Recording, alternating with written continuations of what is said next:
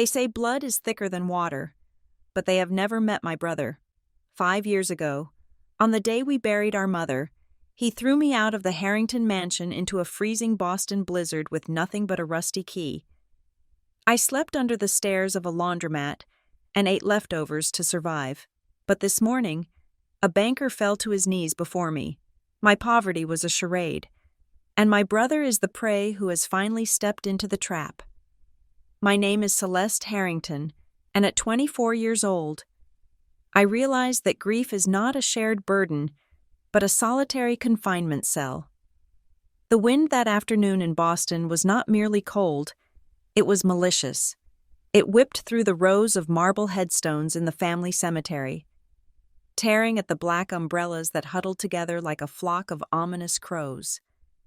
I stood apart from them. I always had. To the rest of the Harrington dynasty, I was an anomaly, a footnote in a history book written in gold leaf and arrogance. The funeral for my mother, Margaret Harrington, was a spectacle of wealth, not a gathering of mourners. The air smelled of expensive lilies and old money, a cloying scent that did nothing to mask the underlying odor of decay. I watched my brother, Roderick, accept condolences with the practiced grace of a politician. He dabbed at dry eyes with a silk handkerchief, his posture stoic, his expression a carefully curated mask of bereavement. Beside him stood his wife, Elena, draped in enough black velvet to curtain a theater stage. She looked less like a grieving daughter-in-law and more like a vulture waiting for the carcass to cool. I felt the weight of their gazes on me, the cousins, the aunts, the business partners. They all looked at me with a mixture of pity and disdain. To them, I was the charity case, the adopted daughter my mother had taken in on a whim, the stain on the pristine Harrington lineage. They whispered behind their gloved hands, their eyes darting toward me and then away, as if my very presence was an awkward impropriety. I wanted to scream. I wanted to tell them that I was the one who held her hand while the cancer ate her alive. I was the one who wiped her brow when the morphine failed. Roderick had been in Aspen. Or perhaps it was Monaco. He had been too busy spending his inheritance in advance to bother with the messy business of dying.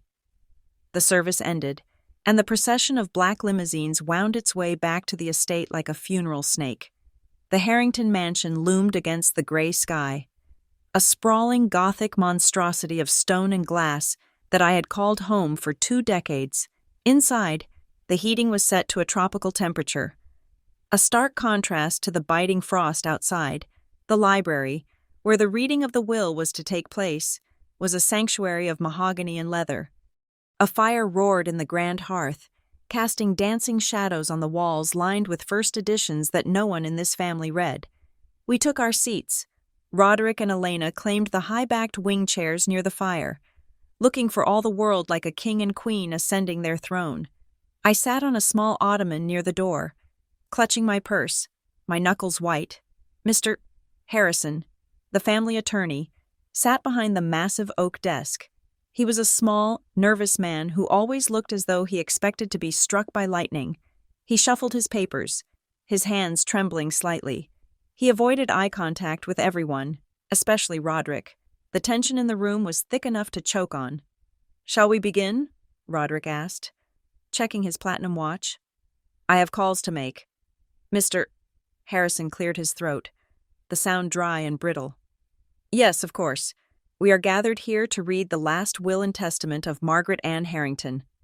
He began with the standard legal jargon, a droning litany of clauses and stipulations. Roderick drummed his fingers on the armrest, impatient. Elena examined her manicure. I just stared at the floor, waiting for the final severing of ties. I knew I would not inherit the empire. I never expected to, but I hoped for something, a token, a gesture, an acknowledgement that I was her daughter in spirit, if not in blood. "To my son, Roderick James Harrington," Harrison read, his voice gaining a slight tremor.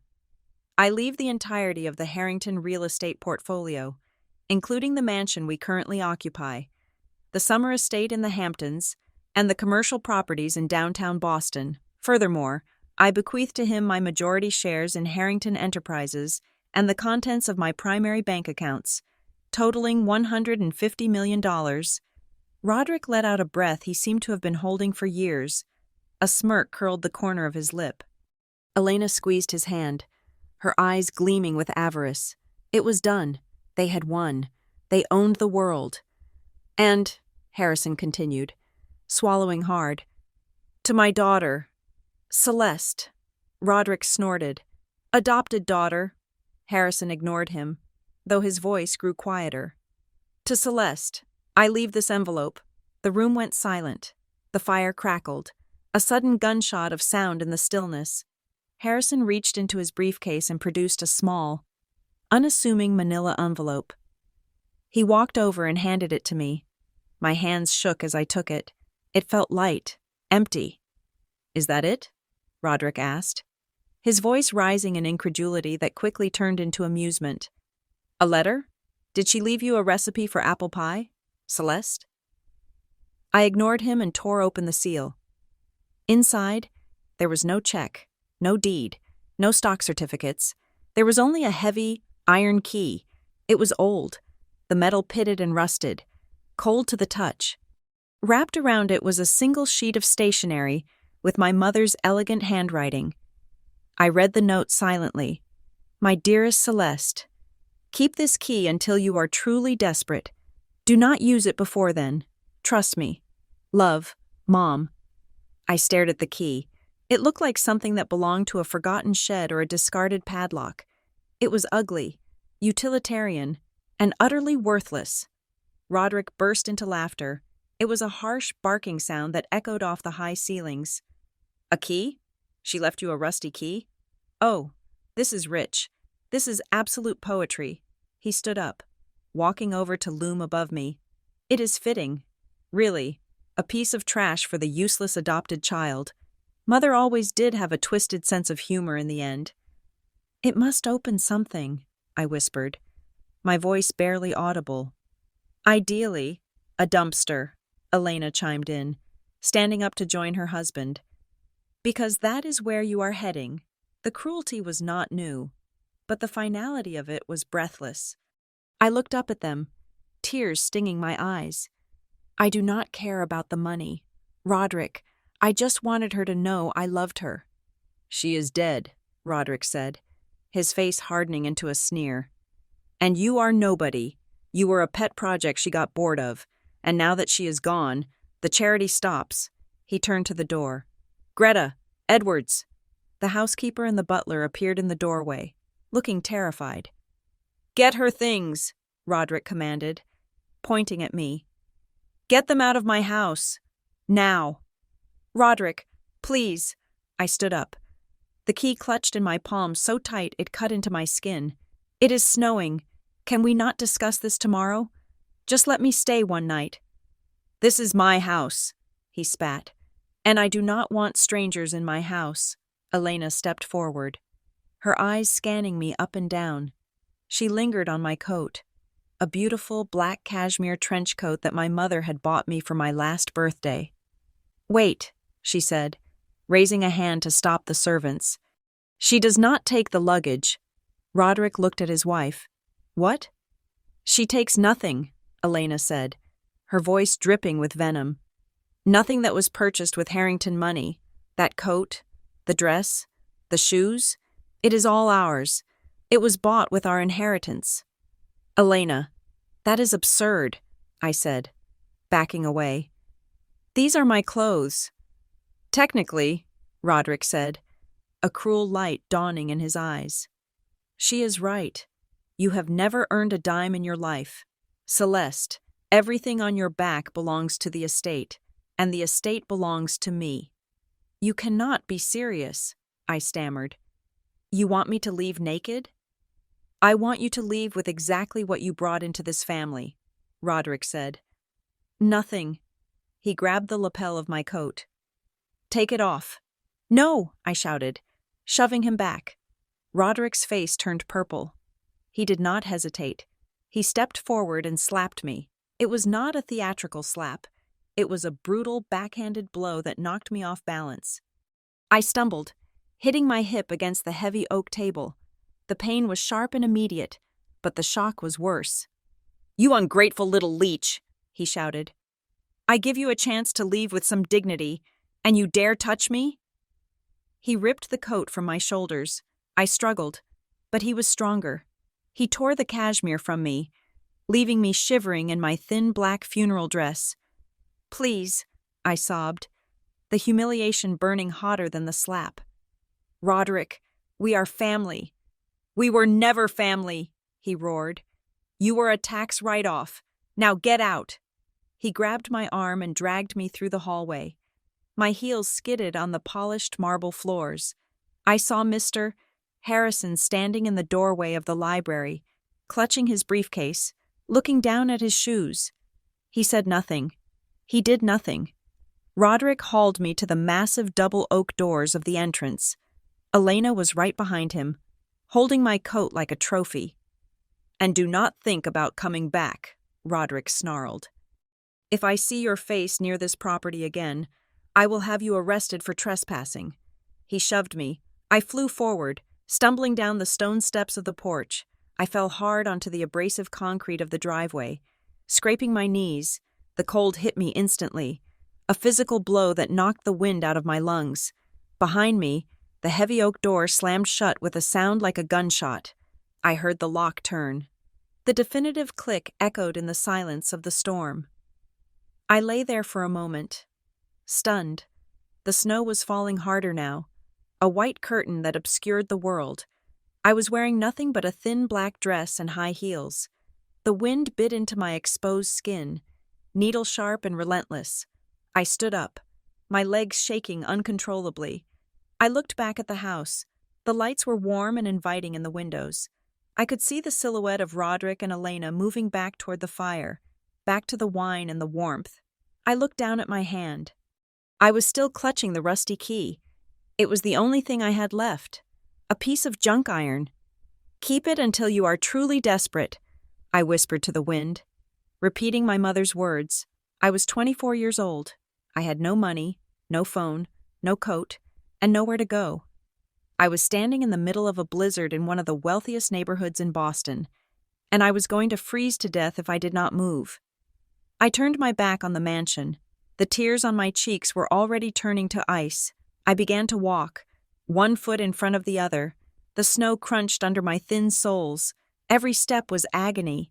Every gust of wind was a knife. But as the cold seeped into my bones, numbing the pain in my cheek where my brother had struck me, a new sensation began to take root in the frozen hollow of my chest.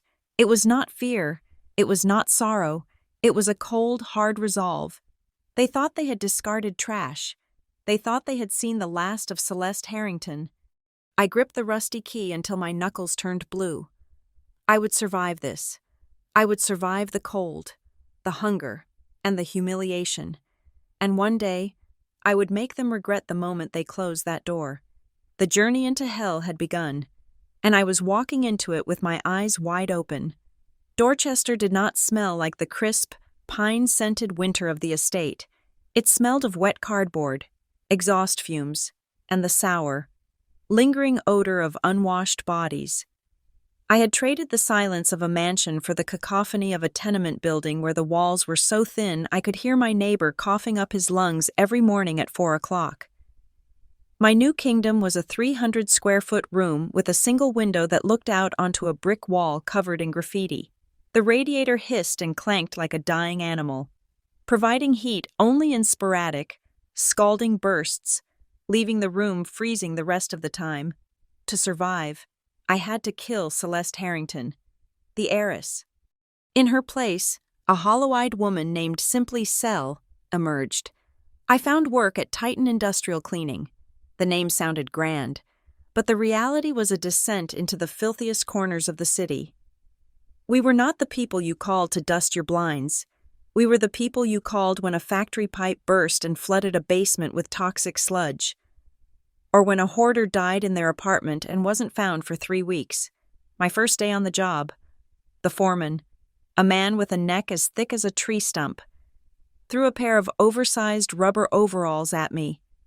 "Do not vomit inside the mask," he had grunted. You vomit in the mask, you buy a new one. That is $50 out of your pay. I learned quickly that there are smells you can never scrub out of your pores. There is a specific, metallic tang to dried blood that settles at the back of your throat. There is a cloying sweetness to decay that clings to your hair. I spent 10 hours a day, 6 days a week, on my hands and knees, scrubbing floors that were sticky with substances I tried not to identify. I hauled bags of biohazard waste that weighed nearly as much as I did. My hands, once my vanity, became my shame. I used to insure them for vanity's sake.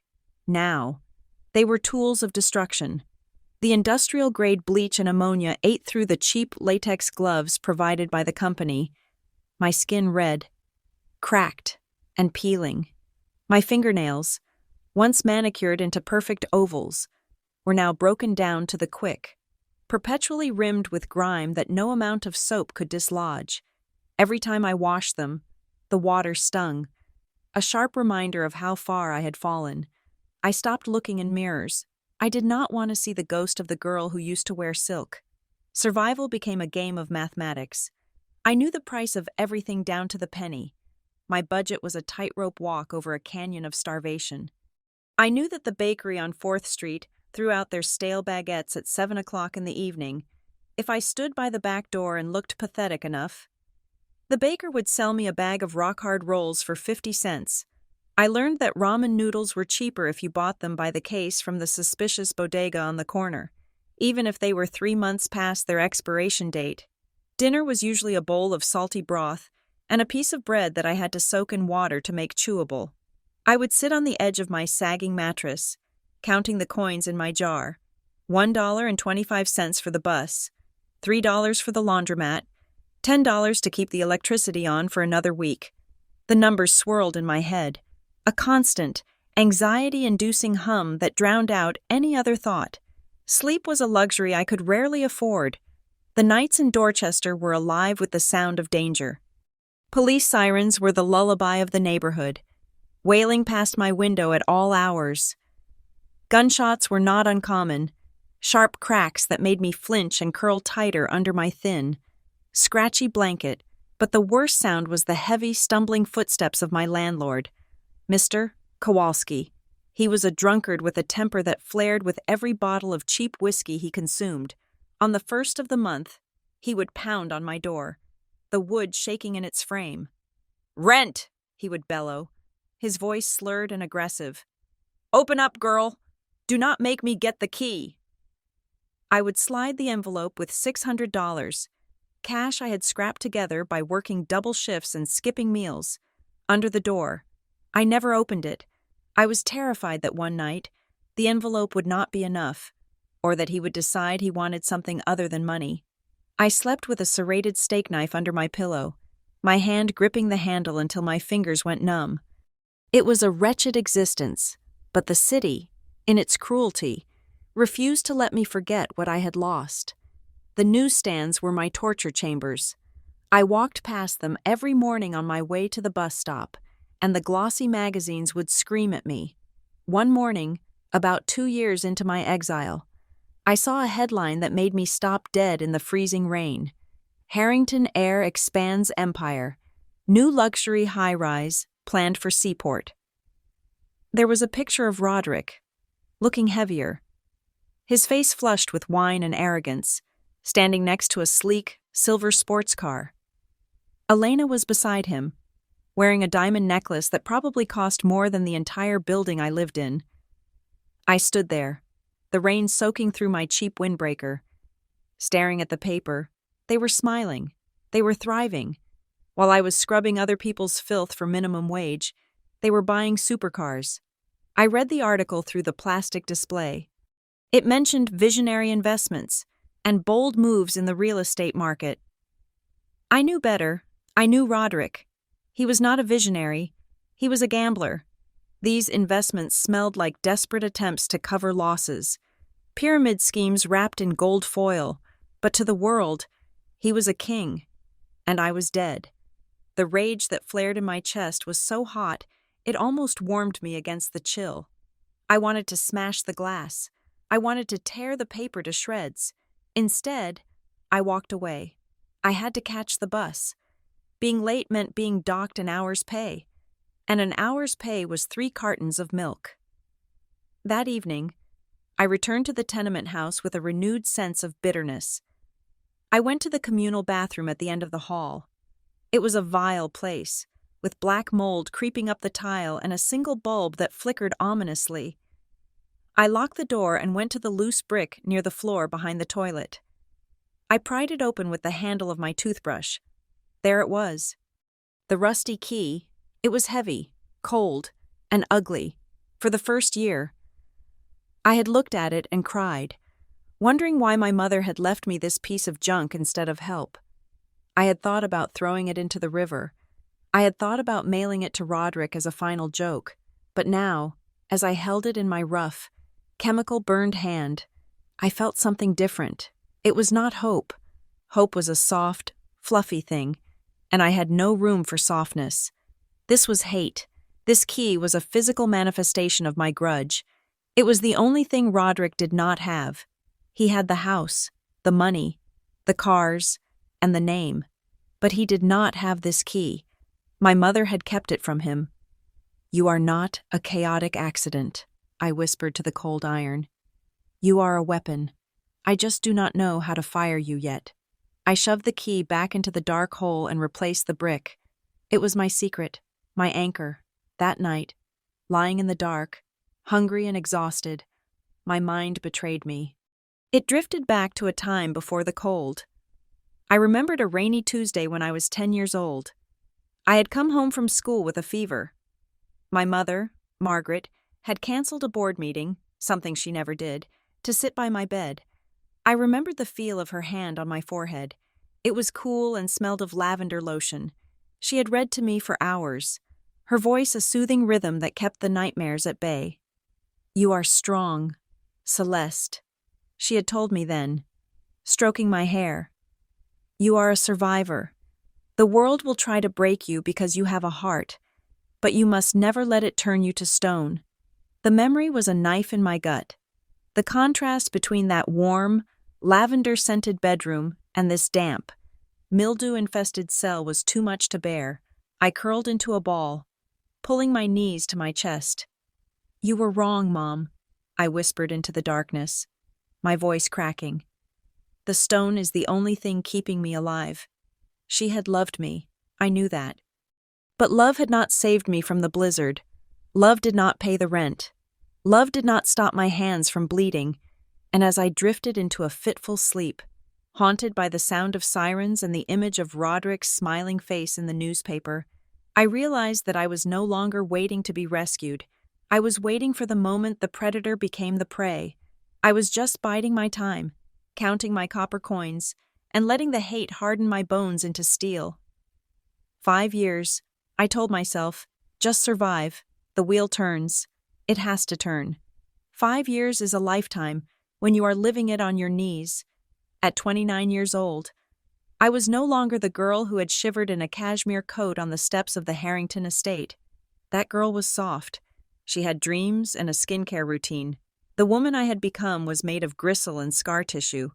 My face in the cracked mirror of the employee locker room was gaunt, the skin around my eyes darkened by chronic exhaustion. I looked 10 years older than my birth certificate stated. I barely spoke anymore. Silence was safer. Silence did not invite questions about who I used to be or why I knew how to pronounce French wines correctly. At Titan Industrial Cleaning, I was just Cell, the quiet one who took the double shifts nobody else wanted. I had become invisible, a ghost haunting the periphery of the working world. But while I tried to shut out the past, the world refused to let me forget the Harringtons. It started with the whispers in the break room. My coworkers were women who survived on caffeine, cigarettes, and the vicarious thrill of celebrity gossip. They devoured the tabloids that were left behind in the office buildings we cleaned. "Check this out," Maria said one Tuesday, slapping a wrinkled copy of the Boston Gazette onto the plastic table. "Rich people are so stupid. It says here the Harrington fortune is bleeding out." I froze, my hand hovering over my Tupperware container of cold rice. I should have walked away. I should have covered my ears, but a dark, poisonous curiosity kept me rooted to the chair. "Read it," another woman, Sarah, urged. "Is that the brother? He looks like a sweating pig." I looked down at the grainy photo. Roderick looked terrible. His face was bloated, his eyes manic. He was standing outside a courthouse, trying to shield his face from the paparazzi. Roderick Harrington, heir to the real estate empire, is reportedly under investigation for a massive securities fraud scheme. Maria read aloud, stumbling over the bigger words. Sources say he liquidated 30% of the company's assets to invest in a volatile cryptocurrency exchange that collapsed last week. "And look at the wife," Sarah cackled, pointing to a sidebar photo of Elena. She was wearing sunglasses the size of dinner plates, burdened with shopping bags on Rodeo Drive. It says she spent $400,000 on handbags in a single month while the company was laying off staff. $400,000. I could feed my kids for a decade with that.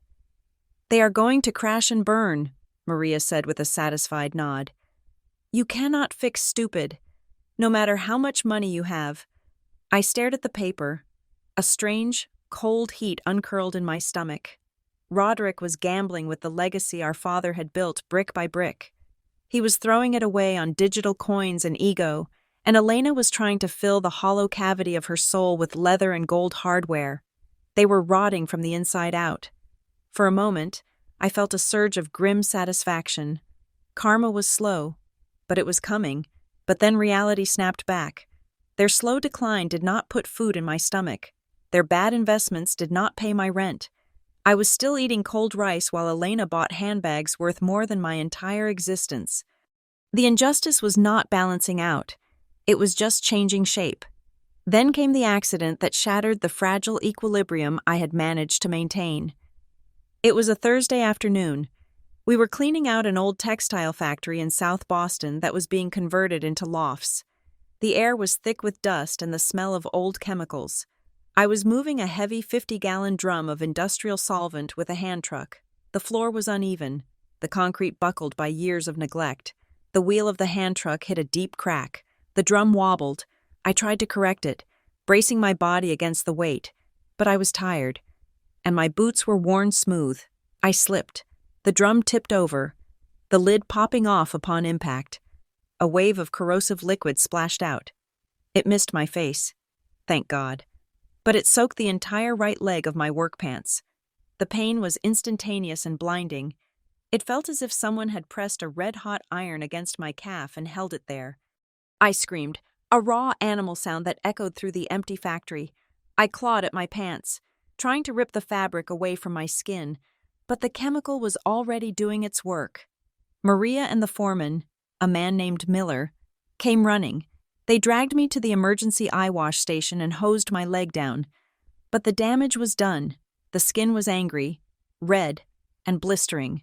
I sat on the wet concrete, shaking, teeth chattering from shock. "I need to go to the hospital," I gasped. Miller looked at my leg, then at his watch. He did not look concerned. He looked annoyed. "You go to the hospital. You are paying for it. You are a contract worker. No benefits." "It happened on the job," I argued, the pain making me bold. "You have to cover this. You dropped the drum," Miller said coldly. "That is operator error, negligence. If you leave now, do not expect to get paid for the day. In fact, do not come back until you can walk without limping. I do not need cripples slowing down the crew." He walked away. He actually walked away. I wrapped my leg in a clean rag from the supply cart, grit my teeth, and limped to the bus stop. I could not afford the emergency room. A visit there would cost $2,000 just to walk in the door. I went to a pharmacy, bought a bottle of rubbing alcohol and a roll of gauze with my grocery money, and went home. I cleaned the wound in the communal bathroom, biting down on a towel to keep from screaming. It was a second-degree burn, maybe worse in some spots. It looked like raw meat. When I hobbled to my room, I found a piece of paper taped to the door. It was from Mr. Kowalski, 3 months behind. Pay $1,200 by Friday noon or the locks get changed. No more excuses. Friday was tomorrow. I sank onto my mattress, the paper fluttering to the floor. I had $70 in my pocket. My bank account had $6.40. I had no job until my leg healed, which could take weeks, and now I was about to lose the roof over my head. That night, the fever came. It started as a chill that no amount of blankets could fix. Then came the heat. My leg throbbed with a rhythmic, pounding agony, as if a second heart were beating inside the wound. The infection had set in fast. Seizing the opportunity offered by my weakened immune system, I drifted in and out of consciousness. The room spun. The water stains on the ceiling turned into monsters. I saw my mother standing in the corner, wearing her funeral dress, weeping. I saw Roderick laughing, throwing burning coins at me. "Celeste," a voice whispered in my head, "it is over. Just let go." I was dying. I knew it with a terrifying clarity. I was going to die of sepsis in a freezing room in Dorchester, and they would find my body when they came to evict me. I would be buried in a pauper's grave, unnamed and unmourned. I rolled over, gasping for air, my skin burning hot. My hand brushed against the loose brick near the floorboard by my bed, my personal hiding spot since the bathroom became too risky. I pried the brick loose with trembling fingers. I reached in and pulled out the envelope. The paper had disintegrated years ago, leaving only the heavy, iron key. I held it up to the sliver of moonlight coming through the window. It was so ugly, so heavy. "Why?" I croaked, my throat like sandpaper. "Why did you give me this?" It was a key to nothing, a cruel joke, but then, a feverish thought sparked in my delirium. It was old iron. Maybe it was antique. There was a pawn shop on Sunlight Avenue that bought old junk. Maybe, just maybe, they would give me $20 for it. $20 could buy heavy-duty antibiotics from the shady bodega owner who sold pills under the counter. $20 could buy me another day of life. I laughed, a dry, hacking sound. I was the daughter of Margaret Harrington, and I was plotting to sell my inheritance for a strip of amoxicillin. The irony was perfect. It was the final surrender. "Okay," I whispered to the empty room. "Okay, you win. Roderick, I am selling the key." The night passed in a blur of nightmares and sweat. When the sun rose, gray and bleak, I was still alive, though barely. The fever had receded slightly, leaving me weak and lightheaded. My leg felt like a block of lead. I dressed in my only clean clothes, a pair of baggy sweatpants that hid the bandage and a thick sweater. I put on my coat. I looked around the room. There was nothing to pack. I had nothing of value. If Kowalski locked me out today, I would lose a mattress and a few books. That was it. I gripped the rusty key in my hand. It felt warm now, absorbing the heat of my fever. "One last bet," I muttered. I limped out of the room, leaving the eviction notice on the floor. I walked down the stairs, holding the railing with both hands to keep from falling. I stepped out into the cold morning air. The city was waking up. People were rushing to jobs they hated, unaware that a woman was walking among them with her entire life clenched in her fist. I did not go to the pawn shop. I do not know why. Maybe it was a final act of defiance. Maybe it was the ghost of my mother whispering in my ear. Instead, I turned toward the financial district. If I was going to sell my dignity, I would not do it in a pawn shop. I remembered a name my mother had mentioned once, a long time ago. Vanguard, a bank for people who did not check price tags. I had no reason to believe the key belonged there. It was a shot in the dark, a 1 in a million chance, but I had nothing left to lose. I was a walking corpse with an eviction notice and a rusty piece of metal. I dragged my injured leg onto the subway, enduring the stares of commuters who looked at my sweating face and ragged clothes with disgust. I closed my eyes and leaned my head against the cold glass. I was going to Vanguard Mutual. I was going to walk in there, looking like a beggar, and I was going to find out if my mother loved me, or if this was just the final punchline of a 5-year-long joke. Vanguard Mutual was not a bank in the way ordinary people understood the word. It was a cathedral of capitalism, a fortress of gray stone and reinforced glass that occupied an entire block of the financial district. It did not have flashy advertisements in the windows or ATM machines for the common public. It was a silent, imposing monolith that whispered of old money, of fortunes that had been accumulated before the country even had a constitution. I stood before the revolving brass doors, swaying slightly on my feet. The fever was a living thing now, a hot fog that wrapped around my brain, making the edges of my vision blur and pulse. My leg, wrapped in dirty gauze and hidden beneath my baggy sweatpants, felt like it was being chewed on by invisible teeth. I looked down at my reflection in the polished brass. I saw a stranger. My hair was matted and tucked into a cheap wool hat. My face was gaunt, the skin gray and papery. I looked exactly like what I was, a woman who had spent 5 years on the losing side of survival. I gripped the rusty key in my pocket. It was warm against my freezing palm. This was madness. I knew it was madness, but the alternative was returning to a room I was about to be evicted from and waiting to die. I pushed against the heavy glass door. It moved with a smooth, silent weight. The lobby was a vast expanse of white marble and dark mahogany. It smelled of lemon polish and silence. The air was conditioned to a perfect, crisp temperature that made my feverish skin prickle. There were no lines. There were no velvet ropes. There were only a few hushed conversations happening between men in three-piece suits and bankers who looked like they modeled for high-end watch commercials. I had taken 3 steps onto the pristine marble floor when a shadow fell over me. "Excuse me," the voice was deep and devoid of warmth. I stopped and looked up. A security guard blocked my path. He was massive, his uniform tailored to fit a frame that was clearly built for violence. He did not look at my face. He looked at my shoes, cheap, worn-out sneakers that were practically disintegrating. "Deliveries are around the back," he said, his tone flat. "And the homeless shelter is 4 blocks east on Washington Street." I tried to straighten my spine, but the pain in my leg made me wince. "I am not a delivery driver," I said, my voice rasping like dry leaves. "And I do not need a shelter. I need a teller." The guard's eyes narrowed. He looked around the lobby, checking to see if any of the high-value clients had noticed the intruder. "Ma'am, you need to leave, now, before I call the police for trespassing. This is a private institution." "I am a customer," I lied. Or maybe I wasn't lying. I didn't know. "I have something to access." "You have 10 seconds to turn around," he said, stepping closer. I could smell his cologne and the starch on his shirt.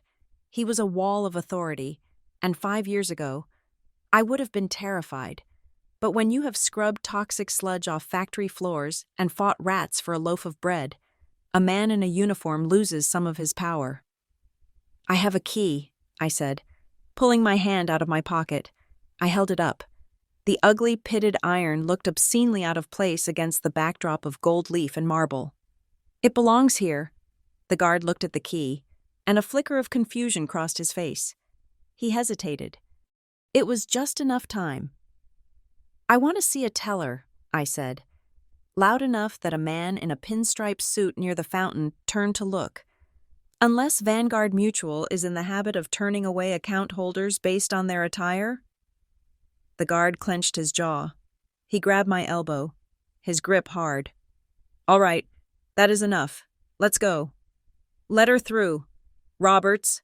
The voice came from behind the teller counter. I looked past the guard. A woman was sitting at the far end of the long mahogany desk.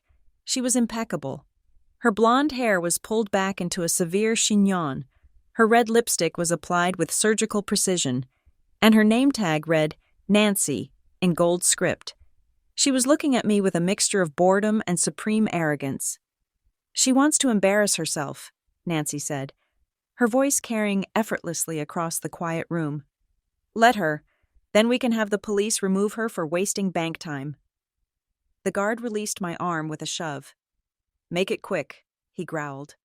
I limped across the lobby. The sound of my rubber soles squeaking on the marble was agonizingly loud. Every step sent a jolt of fire up my leg. I reached the counter and leaned against it, trying to keep my balance. Up close, Nancy smelled of expensive perfume and judgment. She did not look me in the eye.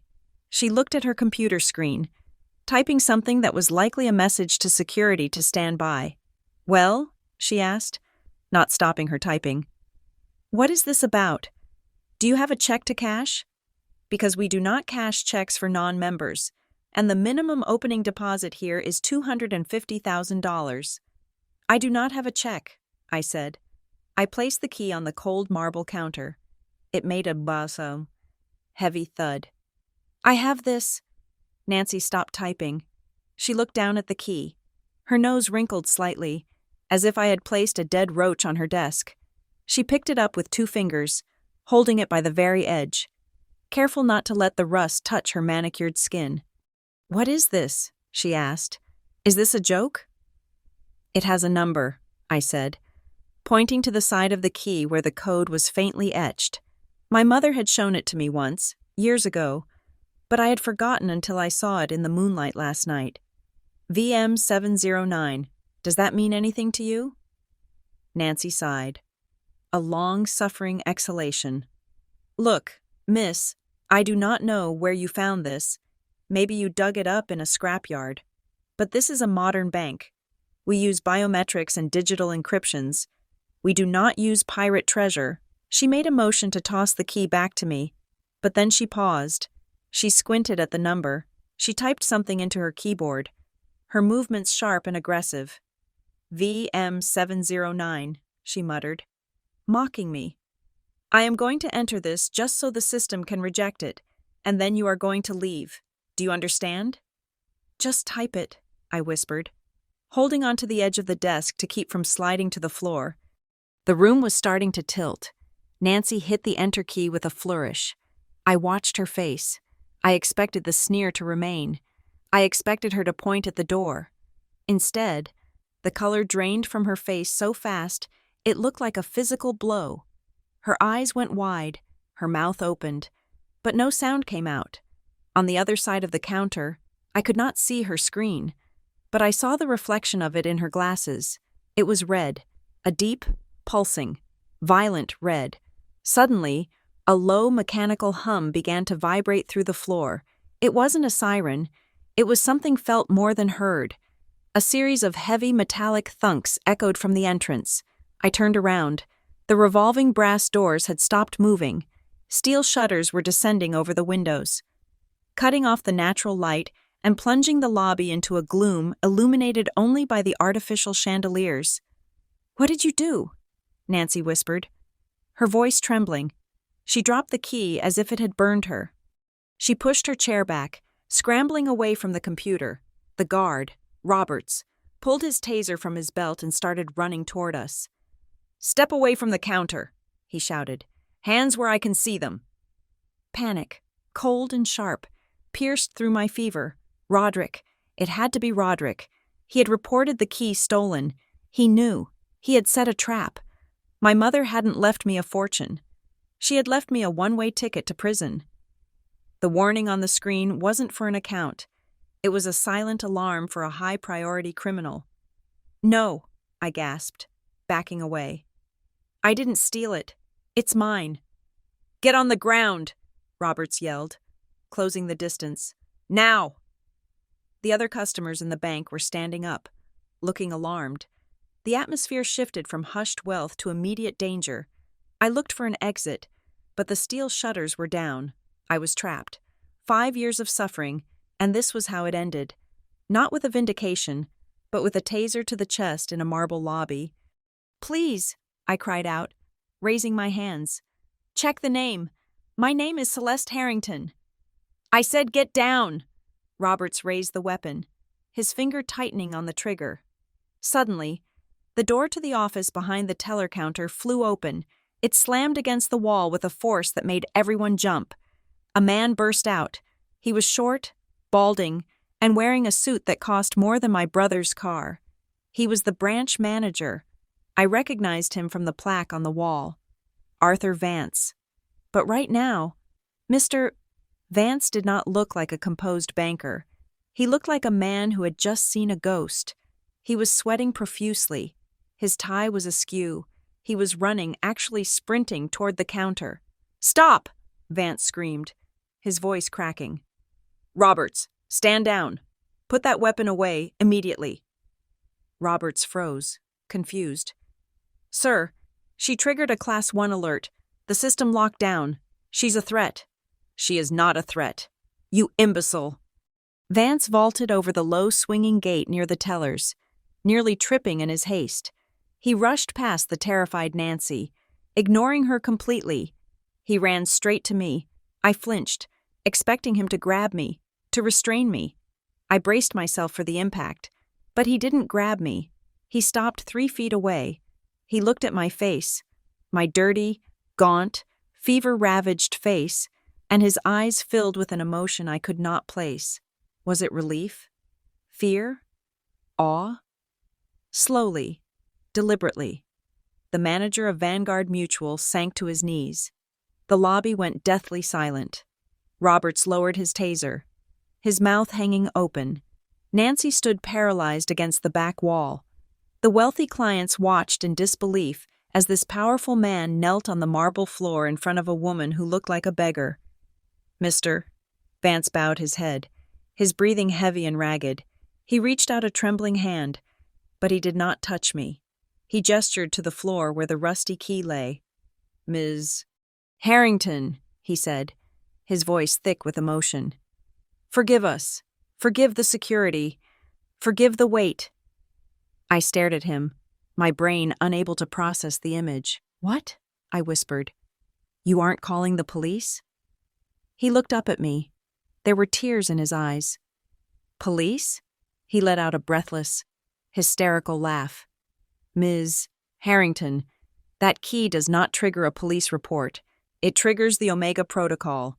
It is the single highest priority alert in our entire global system." He slowly stood up, brushing the dust from his knees. Though he kept his head bowed slightly in deference, he picked up the rusty key with both hands, cradling it as if it were a holy relic. "We have been waiting for this key for 5 years, he said, his voice gaining strength. "Your mother gave us very specific instructions. We were to wait until the exact moment this key entered the lock, not a day sooner, not a moment later." He turned to the stunned room. "Clear the lobby." He barked, his voice transforming from subservient to commanding in a split second. "Close the branch. Cancel all appointments. Roberts, escort everyone out through the side exit immediately." "But sir," Roberts stammered. "Now," Vance roared. He turned back to me, his demeanor softened instantly. He looked at my bandaged leg, my shivering frame, and a look of profound shame crossed his face. "We did not know," he murmured. "We did not know it would be this hard for you. She did not tell us the condition you would arrive in." "Who?" I asked, my vision darkening at the edges. The adrenaline was fading, leaving only the exhaustion. "My mother?" "Come with me," Vance said, gently extending an arm to guide me, though he was careful not to touch my dirty coat directly, as if he felt unworthy. "We must get you to the vault. The VIP medical team is already en route. But first, there are things you must see, things that have been sleeping in the dark, waiting for you to wake them up." "I don't understand," I mumbled, stumbling as I took a step. Vance caught me this time, his grip firm and respectful. He supported my weight. "You will," he said softly. "You are not a beggar, Ms. Harrington. You are the owner of this bank's most guarded secret, and today, the waiting ends." He led me toward the heavy steel door at the back of the lobby. As we passed Nancy, she was still pressed against the wall, her face pale. She looked at me, and for the first time, I saw genuine terror in her eyes. She knew, perhaps better than I did, that the balance of power had just shifted violently. The heavy steel door hissed open. We stepped into the cool, dark corridor beyond. Behind me, I heard the lobby erupt into chaos as the staff tried to clear the building. But I didn't look back. I was walking into the belly of the beast, guided by a man who treated a rusty piece of iron like the crown jewels. I clutched the side of my coat. My heart was pounding a frantic rhythm against my ribs. I wasn't going to prison. I wasn't going to the shelter. I was going down, deep down, to find out what kind of mother leaves her daughter to rot for 5 years, only to pave her path with gold at the end of the road. "Right this way," Vance whispered. "It is time." The elevator ride down felt like a descent into the center of the earth. We had left the marble lobby far above us, passing through layers of security that involved retinal scans, voice recognition, and heavy steel gates that required 2 people to open simultaneously. The air down here was different. It was recycled, cool, and carried the scent of ozone and dustless archives. Mr. Vance stood beside me. He had recovered his composure, smoothing his tie and wiping the sweat from his forehead, but his hands were still trembling slightly. He did not look at me with pity anymore. He looked at me with a reverence that made my skin crawl. "We are 60 feet underground," Vance said, his voice quiet in the confined space of the elevator. "This is the Omega level. It does not appear on any schematic of the building. The City Planning Commission does not know it exists. The IRS does not know it exists." I leaned against the brass railing, taking weight off my throbbing leg. The adrenaline was fading, leaving behind a cold, aching exhaustion. "Why am I here? Mr. Vance?" I asked, my voice raspy. "My mother gave me a rusty key. You acted like I brought you the Holy Grail." The elevator chimed, a soft, polite sound that seemed absurdly normal given the circumstances. The doors slid open. "Your mother did not just give you a key, Celeste," Vance said, stepping out into a long, dimly lit corridor lined with brushed steel. "She gave you a strategy. I was not just her banker. For 20 years, I was her private counsel, her confidant, the man she trusted when she realized her husband was too weak and her son was too dangerous." He walked briskly down the hall, his footsteps echoing. I limped after him, the pain in my leg a rhythmic reminder of the world I had just come from. "Roderick thought he won," Vance continued, stopping in front of a massive circular vault door that looked like it belonged on a submarine. "He thought he took everything, but Margaret Harrington was a woman who played chess while everyone else was playing checkers. She knew exactly what would happen the moment she died." Vance turned to a small, inconspicuous panel on the wall next to the vault. He typed in a long sequence of numbers. A heavy mechanical thud resonated through the floor. Then, a small slot opened in the center of the massive steel door. "The key, please," Vance said. I reached into my pocket. My fingers brushed the rough, pitted surface of the iron key. I pulled it out. It looked so small, so insignificant against the wall of steel in front of me. "It will fit," Vance assured me. "It is the only thing that will fit." I inserted the rusty key into the slot. It slid in with a satisfying, heavy click. I turned it. For a moment, nothing happened. Then, the sound of gears grinding, heavy, oiled, precision-engineered gears, filled the corridor. The floor vibrated beneath my feet. The massive circular door began to rotate, slowly at first, then faster, until the locking bolts retracted with a series of loud clangs. The door swung open. I expected a small safety deposit box. I expected a stack of cash, maybe enough to rent an apartment and buy some clothes. I was wrong. The room beyond was not a box. It was a chamber. It was lined with shelves from floor to ceiling, and on those shelves sat the physical weight of my mother's true legacy. I stepped inside, my breath catching in my throat. To my left, there were stacks of gold bars. They were not arranged artfully like in a movie. They were stacked efficiently, heavy and dull in the low light. To my right were rows of thick bound folders. "Government bonds," Vance said, his voice hushed. "Treasury notes. And these," he pointed to the folders, "are the deeds to commercial real estate properties, warehouses in the logistics district, office buildings in Seattle, land in Austin, all purchased through shell companies, all untraceable to the Harrington name." I walked to the center of the room, my head spinning. I reached out and touched a gold bar. It was freezing cold. It was real. "How much?" I whispered. "The current valuation fluctuates," Vance said, checking a tablet he had pulled from his jacket. But with the recent surge in gold prices and the appreciation of the real estate sector, the total assets in this vault are approximately $50 million. $50 million. The number hit me like a physical blow. I staggered back, gripping the edge of a shelf. $50 million. I thought about the ramen noodles I had eaten for 3 years. I thought about the winter. I had no heat. I thought about the man who had spat on me in the subway last week. I thought about my leg, rotting with infection because I could not afford a doctor. Why? I choked out, the tears finally spilling over. They were hot and angry. Why did she do this? She let me starve. Vance, she let me sleep under a bridge. If she had this, why did she throw me to the wolves? She did not throw you to the wolves. Celeste, Vance said softly. She hid you from the hunter. He walked over to a small table in the center of the vault. On it sat a single object that looked out of place among the gold and deeds. A simple, black iPad. It was plugged into a power source, the charging light glowing a steady green.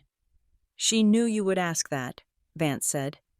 She answered it herself. He tapped the screen. The device woke up. There was a single video file queued up.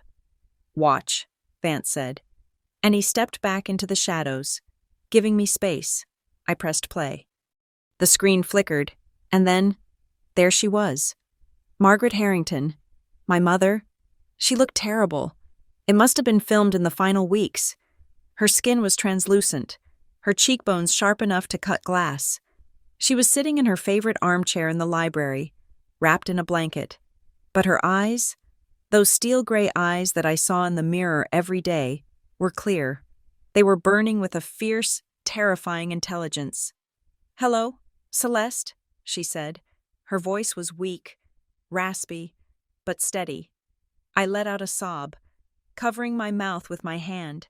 Seeing her, hearing her voice after 5 years of silence, was like ripping a scab off a wound I thought had healed. "If you are watching this," the video Margaret said, "then it has been 5 years. You have survived. I knew you would. You are the only one of us with a spine." She paused, taking a breath that rattled in her chest. "I know you hate me right now," she continued. "I know you are standing in a room full of gold, wondering why I let you suffer, why I let Roderick kick you out into the snow, why I gave you a rusty key instead of a trust fund."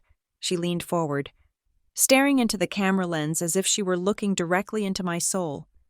"I did it because I love you, and because your brother is a monster." My blood ran cold. "I knew about the forgery," my mother said. "I knew Roderick had already drafted a fake will. I knew he had paid off Mr. Harrison. I knew he was planning to take the company the moment my heart stopped beating. And I knew something else. Roderick is a gambler. He is an addict. He has a hole inside him that no amount of money can fill." She coughed. A painful, wet sound. She took a sip of water from a glass on the side table before continuing. "If I had left you money in the official will, Celeste, he would have destroyed you. He would have used the company lawyers to sue you until you were bankrupt. He would have tied up your inheritance in court for decades. Or worse, he would have hired someone to hurt you. I saw the way he looked at you. He was jealous. He was threatened. Money without power is just a target painted on your back."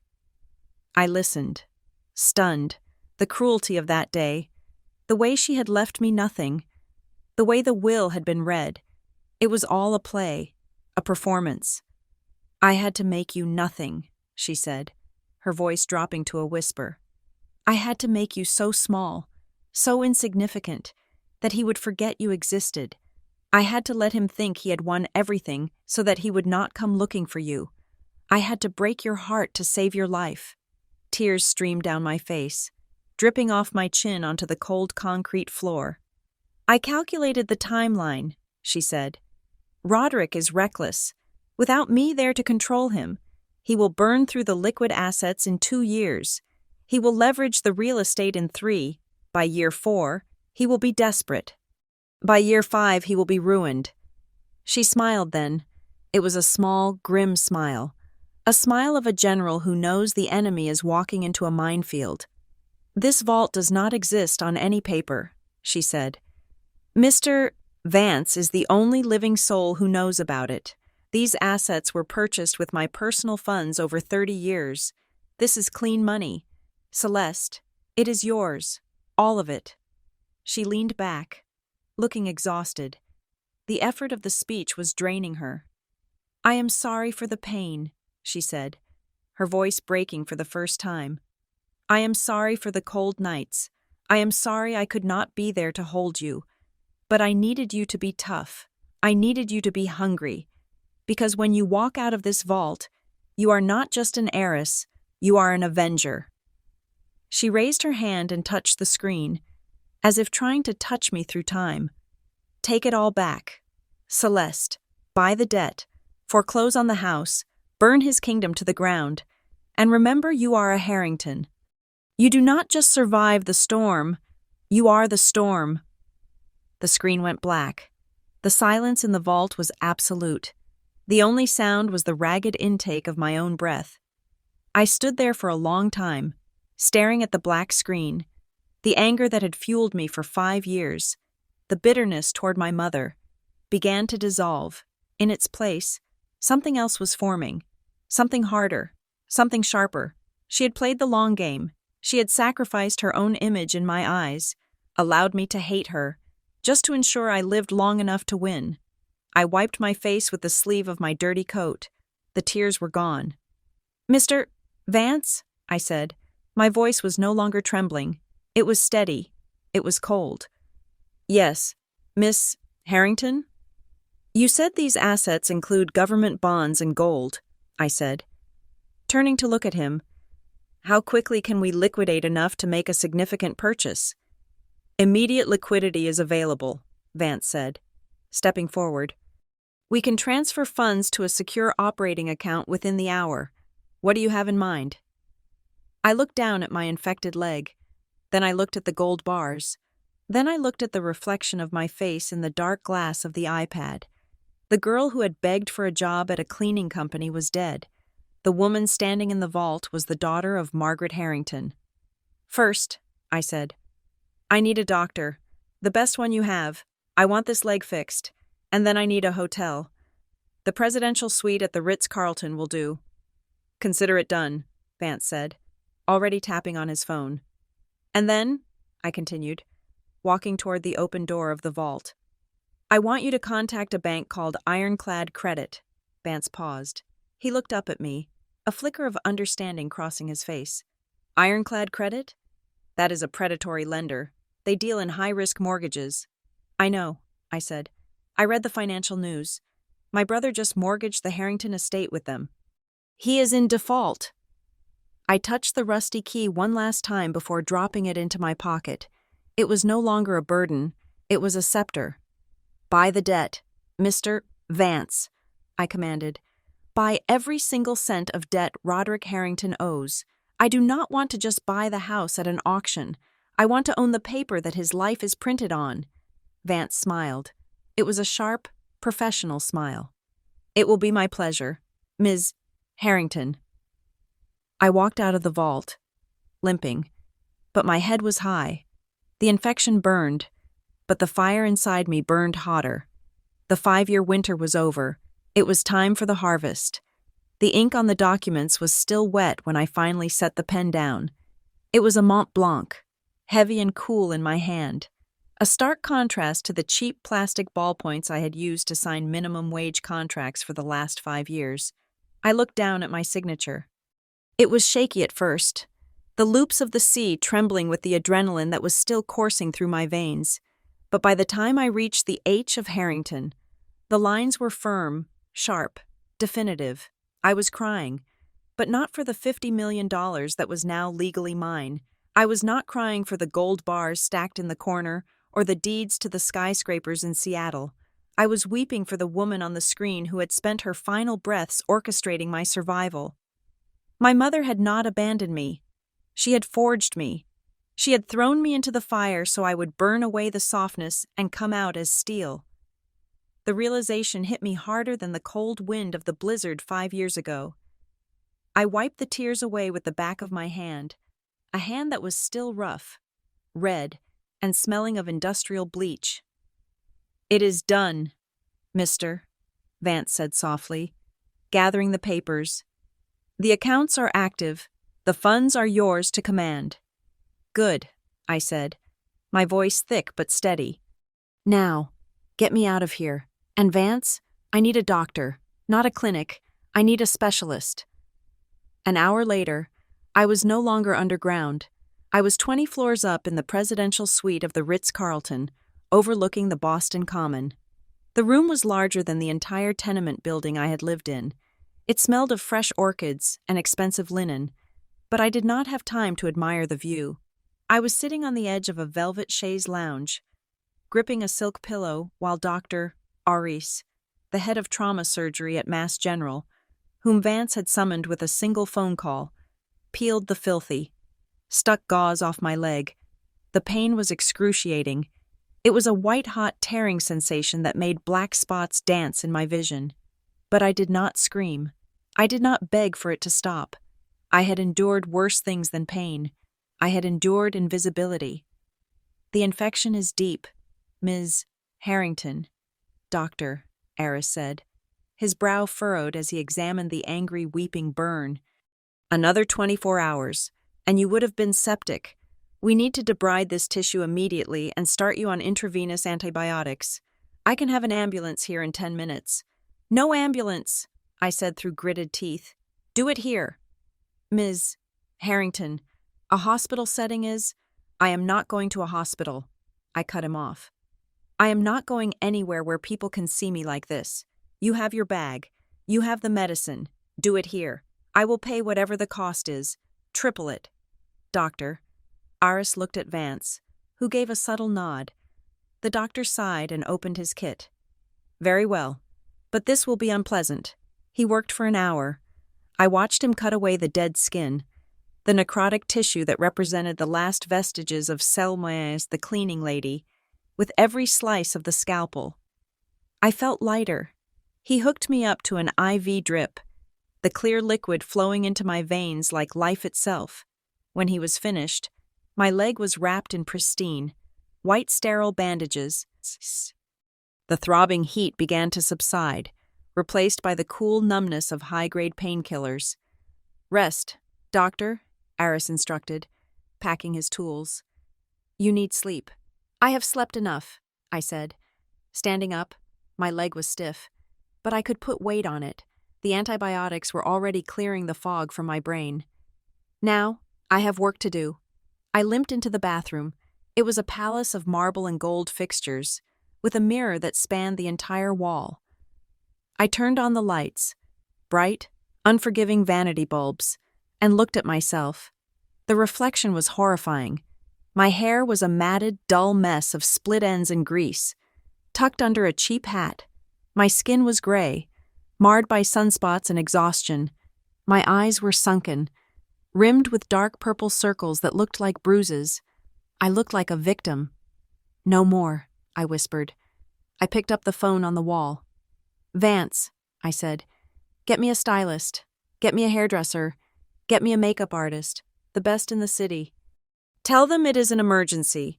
Tell them money is no object. By 3 o'clock that afternoon, my hotel suite had been transformed into a war room of aesthetics.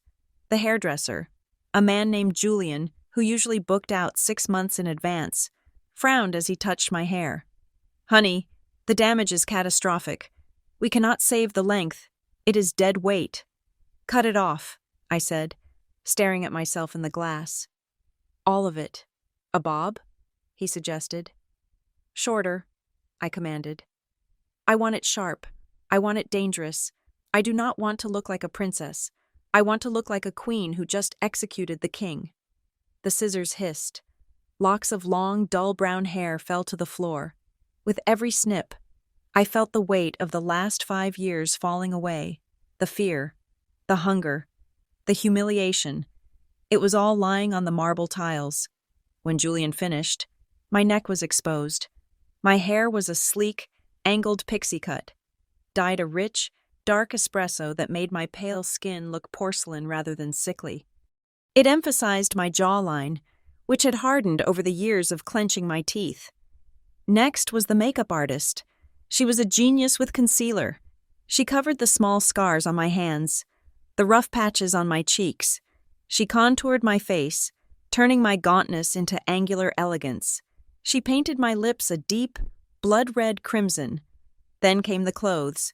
Vance had arranged for a personal shopper from Saks Fifth Avenue to bring a rack of options.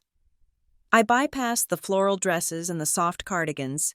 I went straight for the structure. I chose a black Alexander McQueen suit. The jacket was tailored to within an inch of its life, with sharp, padded shoulders that gave me a silhouette of intimidation. The trousers were sleek, hiding the bandage on my leg perfectly. I put on a pair of black stilettos. The pain in my leg protested, but I ignored it. Pain was just information. I looked in the mirror again. The woman staring back at me was unrecognizable. She was terrifying. She was beautiful in a way that suggested she could burn down a city without ruining her manicure. Celeste Harrington was back from the dead. I walked out into the living area of the suite. Vance was standing by the window, on the phone, when he heard my heels clicking on the hardwood. He turned around. He dropped the phone. "Ms. Harrington," he breathed. "You look like your mother." "Better," I said, adjusting my cuffs. "My mother was a shield. I am a sword. What is the situation with Roderick?" Vance cleared his throat, picking up a leather folder from the coffee table. He opened it, his demeanor shifting back to professional efficiency. "It is worse than we thought," Vance said. "Or better, depending on your perspective. I have run the full credit check you requested. Roderick is not just broke. He is underwater. He has liquidated all the company assets. The shareholders are revolting, but he owns 51% of the voting stock, so they cannot oust him yet."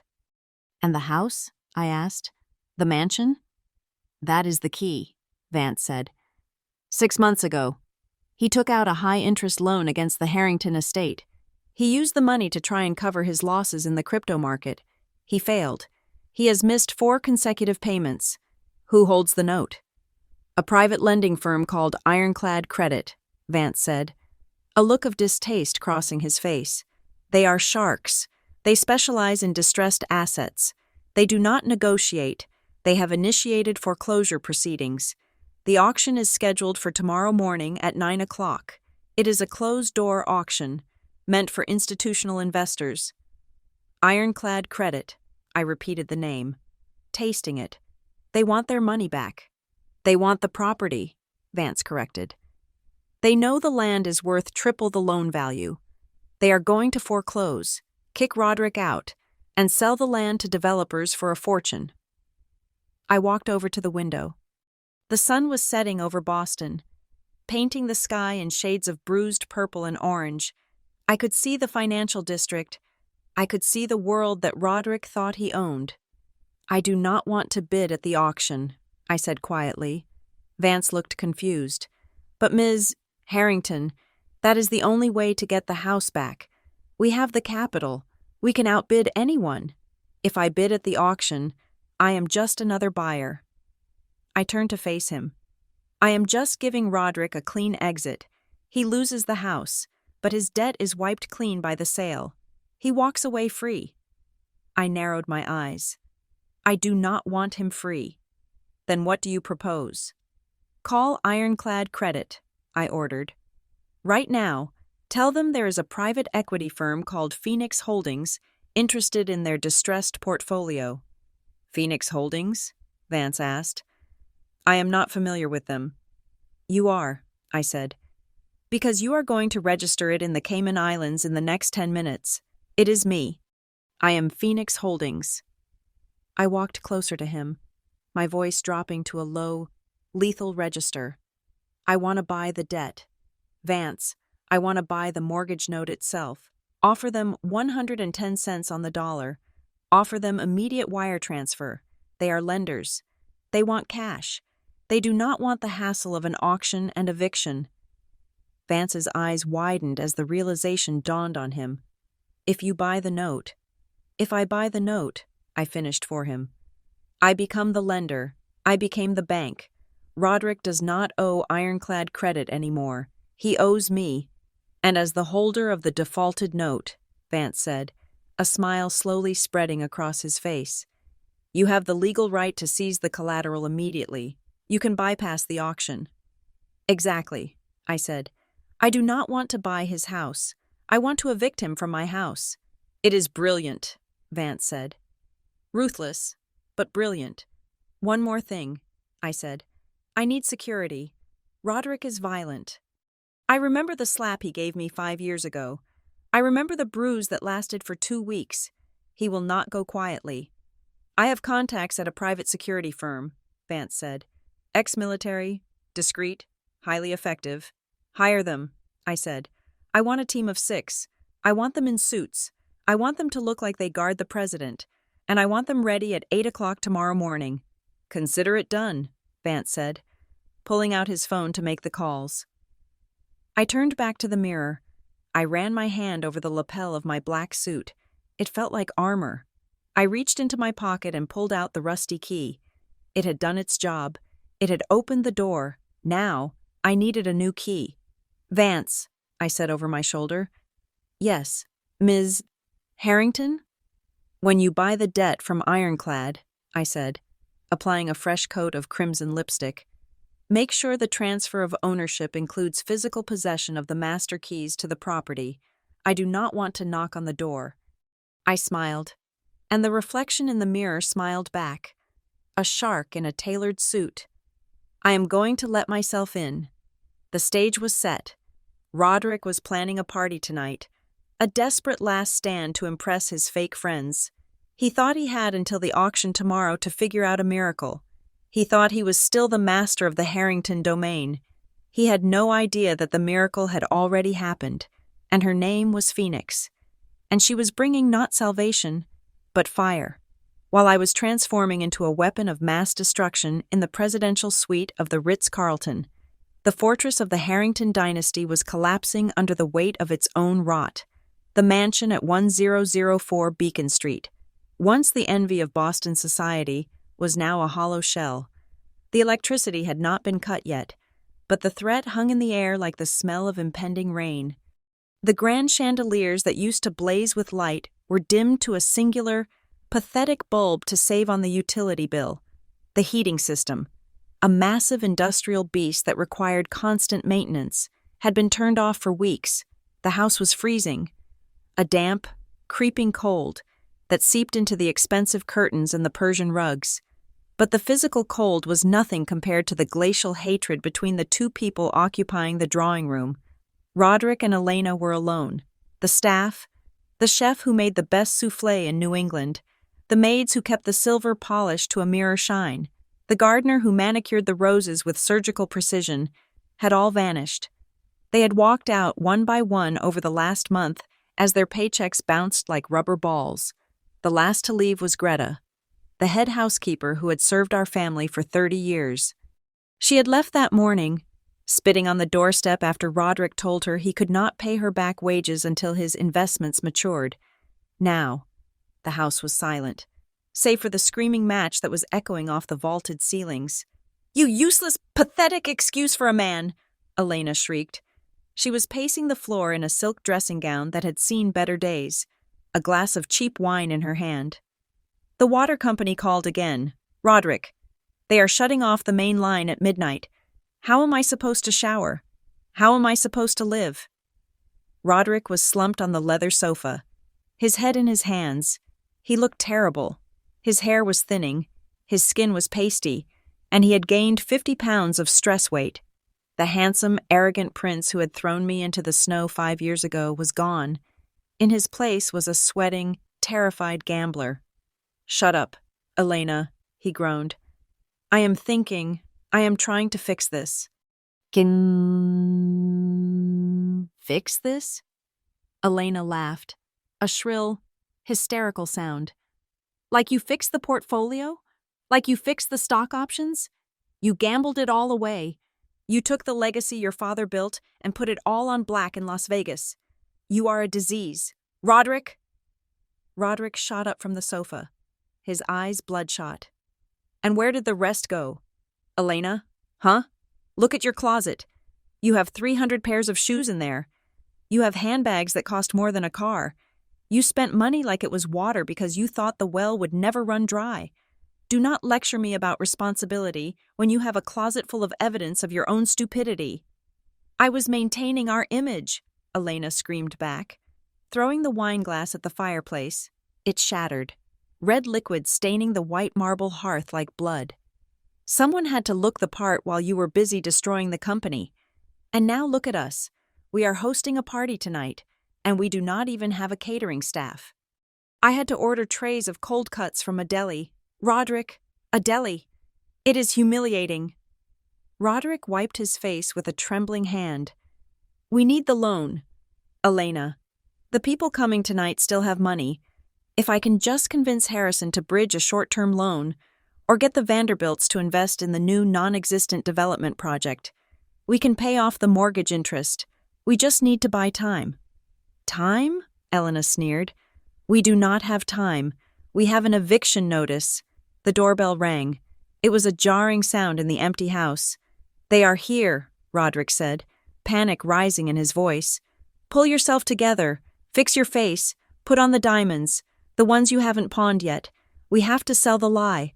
Elena, if they smell fear, they will not give us a dime."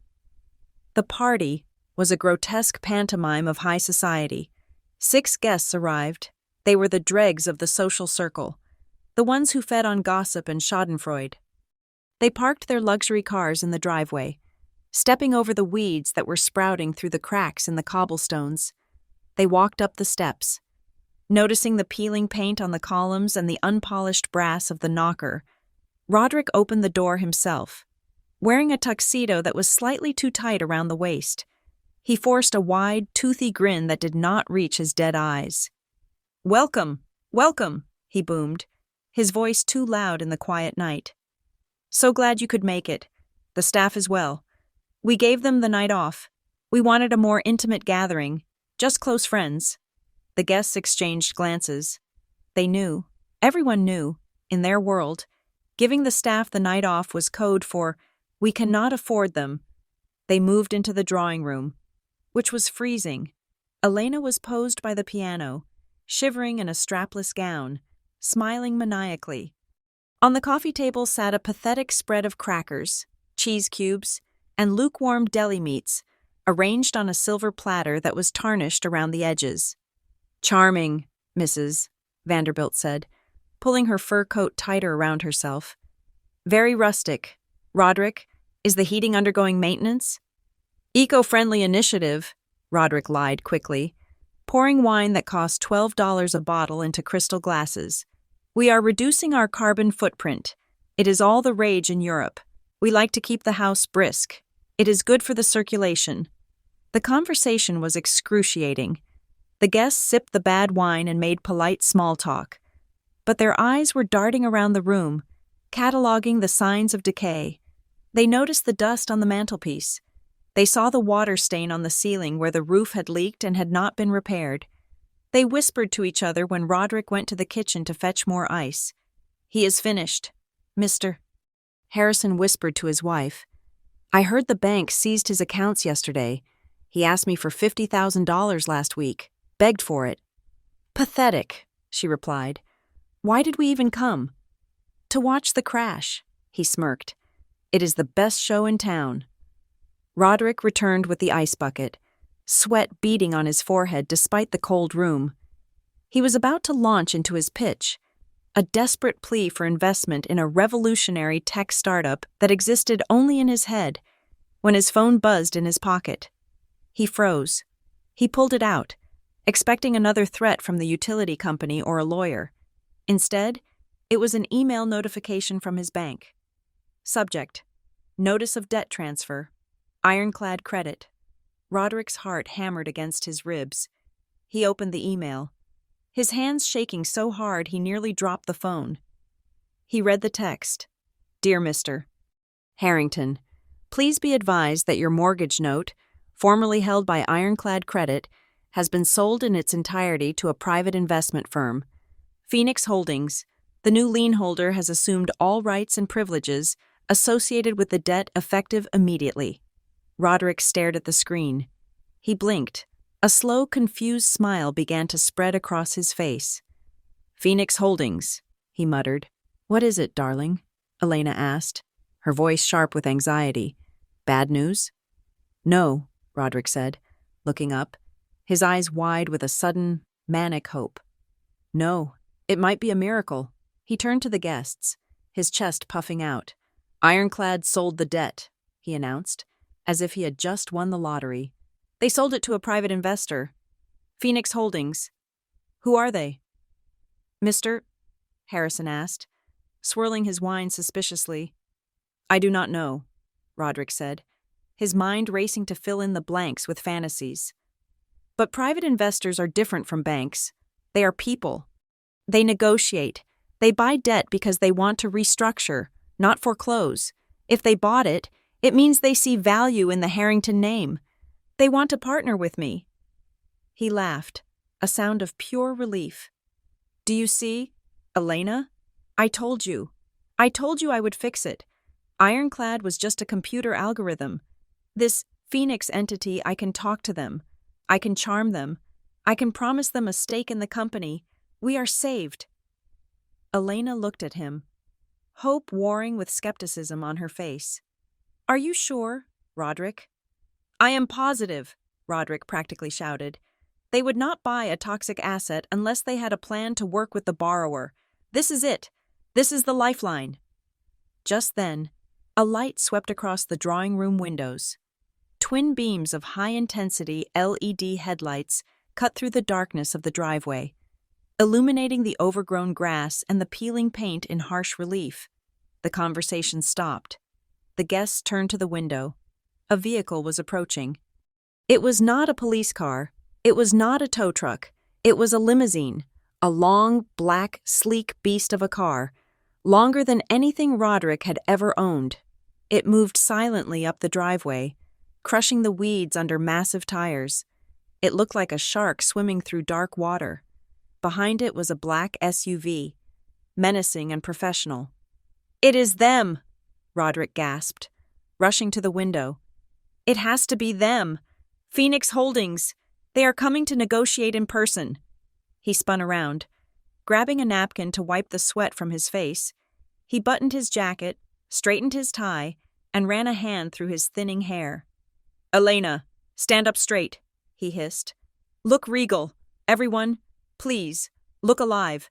This is a major business partner arriving. We must show them the Harrington hospitality." He rushed to the hallway, his footsteps echoing on the marble. He checked his reflection in the foyer mirror one last time. He practiced his smile, the charming, boyish smile that used to work on our mother, the smile that had hidden 1,000 lies. "It is a new beginning," he whispered to himself. "I knew I was too big to fail." He threw open the heavy oak double doors, the same doors he had slammed in my face 5 years ago. The cold night air rushed in, but Roderick did not feel it. He was fueled by the heat of his own delusion. He stepped out onto the porch, extending his arms in a welcoming gesture as the limousine came to a smooth, silent halt at the foot of the stairs. The back door of the limousine clicked open. Roderick beamed, stepping forward, ready to shake the hand of the fool who had just bought his debt. "Welcome to Harrington Manor," he called out, his voice dripping with false charm. "I am Roderick Harrington. I assume you are here to discuss our bright future together?" He had no idea that the future standing on his driveway was not bright. It was a black hole, and it had come to swallow him whole. The interior of the limousine was a silent sanctuary of leather and low light. Through the tinted glass, I watched the performance playing out on the porch of my childhood home. Roderick was standing there, arms wide, a desperate grin plastered across his sweating face. Beside him, Elena was fidgeting with her necklace, trying to strike a pose that suggested old money rather than new debt. They looked like actors in a play that had been canceled weeks ago. Yet they were still reciting their lines to an empty theater. I adjusted the collar of my coat. It was a custom piece from a Parisian atelier, structured black wool with a high collar that framed my face like a fortress. My eyes were hidden behind oversized black sunglasses. I felt cool, calm, and utterly detached. The terrified girl who had shivered in the snow 5 years ago was not here. In her place sat the CEO of Phoenix Holdings. "Ready, Ms. Harrington?" "Mr." Vance asked from the seat across from me. He looked nervous but determined, clutching the leather portfolio that contained Roderick's doom.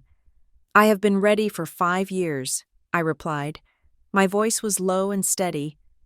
"Let's go." The driver killed the engine. The silence outside was heavy. The lead security officer, a man named Kane, who looked like he was carved out of granite, stepped out of the front passenger seat. He moved with lethal precision, scanning the perimeter before walking to the rear door. He pulled the handle. The door swung open. The cold night air rushed in, carrying the scent of damp earth and neglected gardens. I took a breath, tasting the nostalgia and the bitterness. Then, I stepped out. My heel struck the pavement with a sharp, authoritative click. Kane and 3 other security guards in identical black suits formed a protective phalanx around me. I did not look at Roderick immediately. I adjusted my leather gloves, smoothing the material over my fingers. "Welcome! Welcome!" Roderick's voice was too loud, cracking slightly at the edges. He hurried down the steps, his hand extended. "I cannot tell you how relieved we are to meet our new partners. I am Roderick Harrington. This is my wife, Elena." I ignored his hand. I simply turned my head and looked at him through the dark lenses of my glasses. Roderick faltered. He left his hand hanging in the air for a painful second before retracting it, wiping his palm on his tuxedo trousers. He blinked, confused by the lack of response, but his desperation filled the silence. "I assume you prefer to do business inside?" he stammered. "It is a bit brisk out here. Please, come in. Our home is yours." "That is correct," Vance said, stepping up beside me. He did not introduce me. He simply gestured toward the door. I walked up the stairs. Roderick and Elena scrambled out of my way, bowing their heads slightly in a display of subservience that made my stomach turn. They were bowing to the money they thought I represented. They were bowing to their salvation. I crossed the threshold. The foyer was exactly as I remembered it, yet entirely different. The bones of the house were the same, the sweeping staircase, the marble floors, but the soul was gone. It felt cold and hollow. The air smelled of stale wine and desperation. I walked straight into the drawing room. The guests, the 6 vultures Roderick had gathered, fell silent as I entered. They stared at me, trying to decipher who I was. I felt their eyes scanning my clothes, calculating the cost of my coat, the cut of my hair, the aura of power that radiated from my security team. I stopped in the center of the room. I slowly turned in a circle, inspecting the space. "Charming," I said, my voice modulated to be unrecognizable, flat and unimpressed. Elena stepped forward, her smile trembling. "Thank you. We have tried to keep the historic charm while updating the—" I was being sarcastic. I cut her off. Elena froze, her mouth hanging open. I walked over to a vase sitting on a pedestal near the piano. It was a gaudy thing, painted in bright, clashing colors. "This is not original to the house," I said, running a gloved finger over the rim. "Margaret Harrington hated kitsch. She would have thrown this in the trash." Roderick laughed nervously. "Ah, well, tastes change. We like to bring a modern flair. But please, sit down. Can I get you a drink? We have wine." "I do not drink with debtors," I said. The room went deathly quiet. The guests exchanged looks. This was not the friendly meeting Roderick had promised. I turned to face him. I stood tall, my hands clasped behind my back. "Mr. Harrington, you seem to be under a misapprehension regarding the nature of this visit." Roderick wiped sweat from his upper lip. "Misapprehension? I do not understand." "You bought the note from Ironclad. That means you are the new lender. We are here to restructure. Yes? I have a business plan. I have projections. If you just give me 6 months, I can—" "Mr. Vance?" I said, not taking my eyes off Roderick. "The document." Vance stepped forward. He opened the leather portfolio and pulled out a single sheet of paper. It was heavy. Legal stock, stamped with the seal of the Commonwealth of Massachusetts. "Mr. Harrington," Vance said, his voice projecting clearly to the back of the room. "This is a notice of default and immediate possession. As the holder of the mortgage note, Phoenix Holdings is exercising its right to seize the collateral due to non-payment." Roderick turned pale. "Seize? No, no, you cannot do that. There is a process. There is an auction tomorrow." "We bypassed the auction," Vance said calmly. "We own the debt, we own the title, and as of 5 minutes ago, we own the property." Roderick looked at me, his eyes pleading. "But why? Why buy the debt just to foreclose? We can work together. I am a Harrington. This is my family home. You cannot just throw me out." "I can," I said. "And I am." I took a step closer to him. The security guards tightened their circle, ready for him to lash out. "You have 30 minutes, I said. Roderick blinked. "What?" "You have 30 minutes, I repeated. "Pack your personal effects, leave the furniture, leave the art, leave anything that was purchased with funds from the Harrington estate. You leave with what you are wearing and whatever fits in a single suitcase." Roderick stared at me, his brow furrowed. He tilted his head slightly. "That voice," he whispered. "Why does that voice sound—" He trailed off. The arrogance was gone.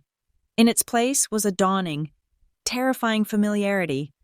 He looked at my chin. He looked at the way I held my shoulders. "Who are you?" he asked, his voice trembling. "How dare you come into my house and speak to me like that?" "Your house?" I asked. I reached up with both hands. The room held its breath. I gripped the frames of my sunglasses. Slowly, deliberately. I pulled them off my face. I looked him directly in the eyes.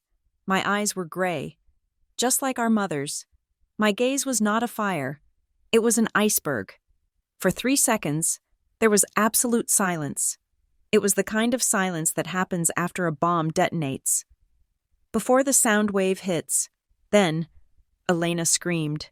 It was a high, piercing shriek of pure horror. She stumbled back, knocking over the tray of cheap deli meats. The silver platter clattered loudly onto the floor.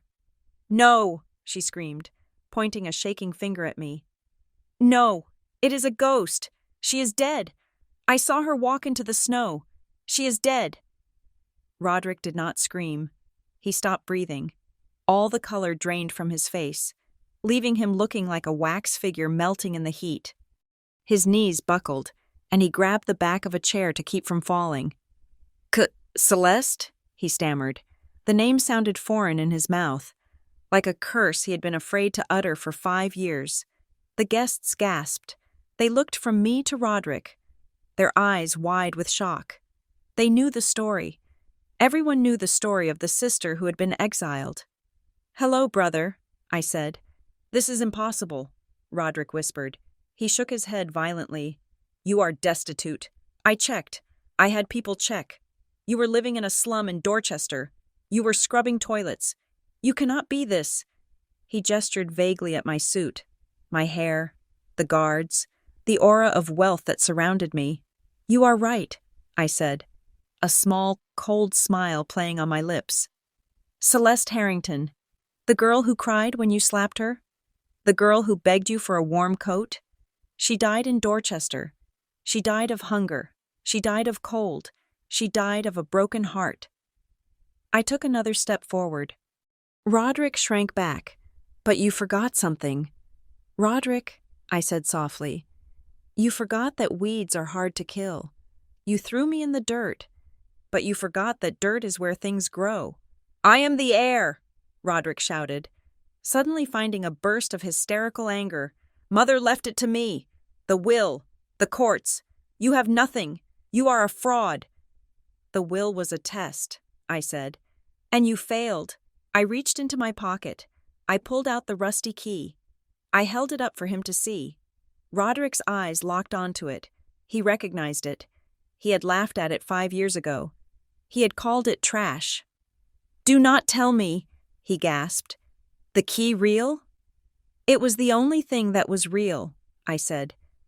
While you were playing at being a king, I was holding the keys to the kingdom. I dropped the key back into my pocket. I looked at the grandfather clock in the corner. 28 minutes. Roderick, I said. The clock is ticking. You cannot do this. Elena wailed, rushing forward to grab Roderick's arm. Roderick, do something! Kick her out! She is lying! She is a witch! She is the owner, Vance interjected, stepping between me and Elena. And if you do not begin packing immediately, the security team will escort you out with nothing but the clothes on your backs, just as you did to Ms. Harrington 5 years ago. Roderick looked at me. He looked for a shred of mercy. He looked for the sister who used to forgive him for everything. He found only a mirror reflecting his own cruelty. May I? Roderick stuttered, tears filling his eyes. May I have a moment? Just to process this? Did you give me a moment? I asked. Did you give me a moment when the blizzard was howling? Did you give me a moment when you slammed this very door in my face? I leaned in close, so close I could smell the fear on him. I am not your sister anymore. Roderick, I whispered. I am your creditor, and I have come to collect the debt in full. I turned my back on him. I walked over to the fireplace, turning my face toward the warmth of the fire, signaling that the conversation was over. Behind me, I heard the sound of a man sobbing. It was a pathetic, broken sound. Get them out of my sight, I ordered the guards. The purge had begun. The sound of Roderick sobbing was a deception. It was the whimper of a wounded animal. Yes, but animals are most dangerous when they are cornered. I turned my back on him to signal the end of the conversation, a gesture of absolute dismissal that snapped the final thread of his sanity. No, he roared. It was a guttural, wet sound, tearing from his throat like a demon expelling itself. I heard the frantic scuff of leather soles on the hardwood floor. The air in the room shifted, charged with sudden violence. Roderick had lunged. He was not running toward the door. He was running toward me. His face was twisted into a rictus of pure hate, his hands curled into claws, aiming for my neck. He intended to strangle the source of his ruin right there in the drawing room. You witch! You took everything! He screamed. I did not flinch. I did not even turn around completely.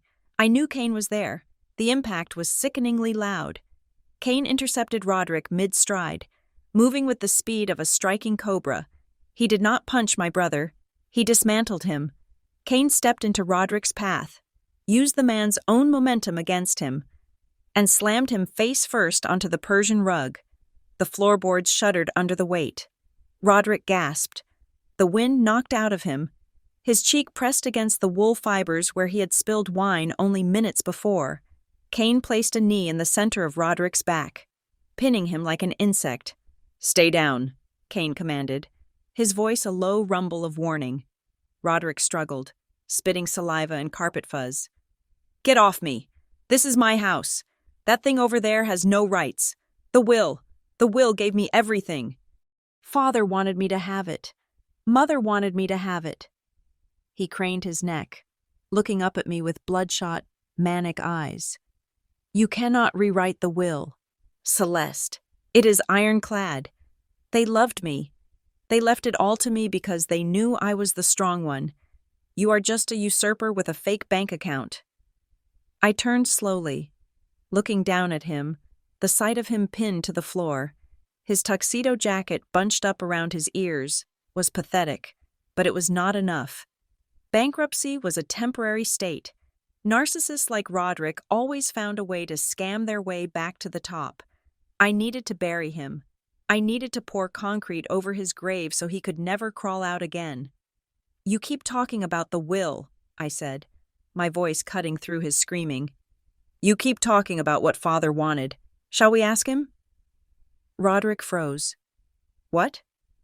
I walked over to the multimedia console that controlled the smart home features of the mansion. It was one of the few upgrades Roderick had actually paid for, a massive 80-inch projection screen that descended from the ceiling. which he used to force guests to watch his golfing highlights. "Connect," I said to Vance, handing him the iPad I had brought from the vault. Vance plugged the device into the system.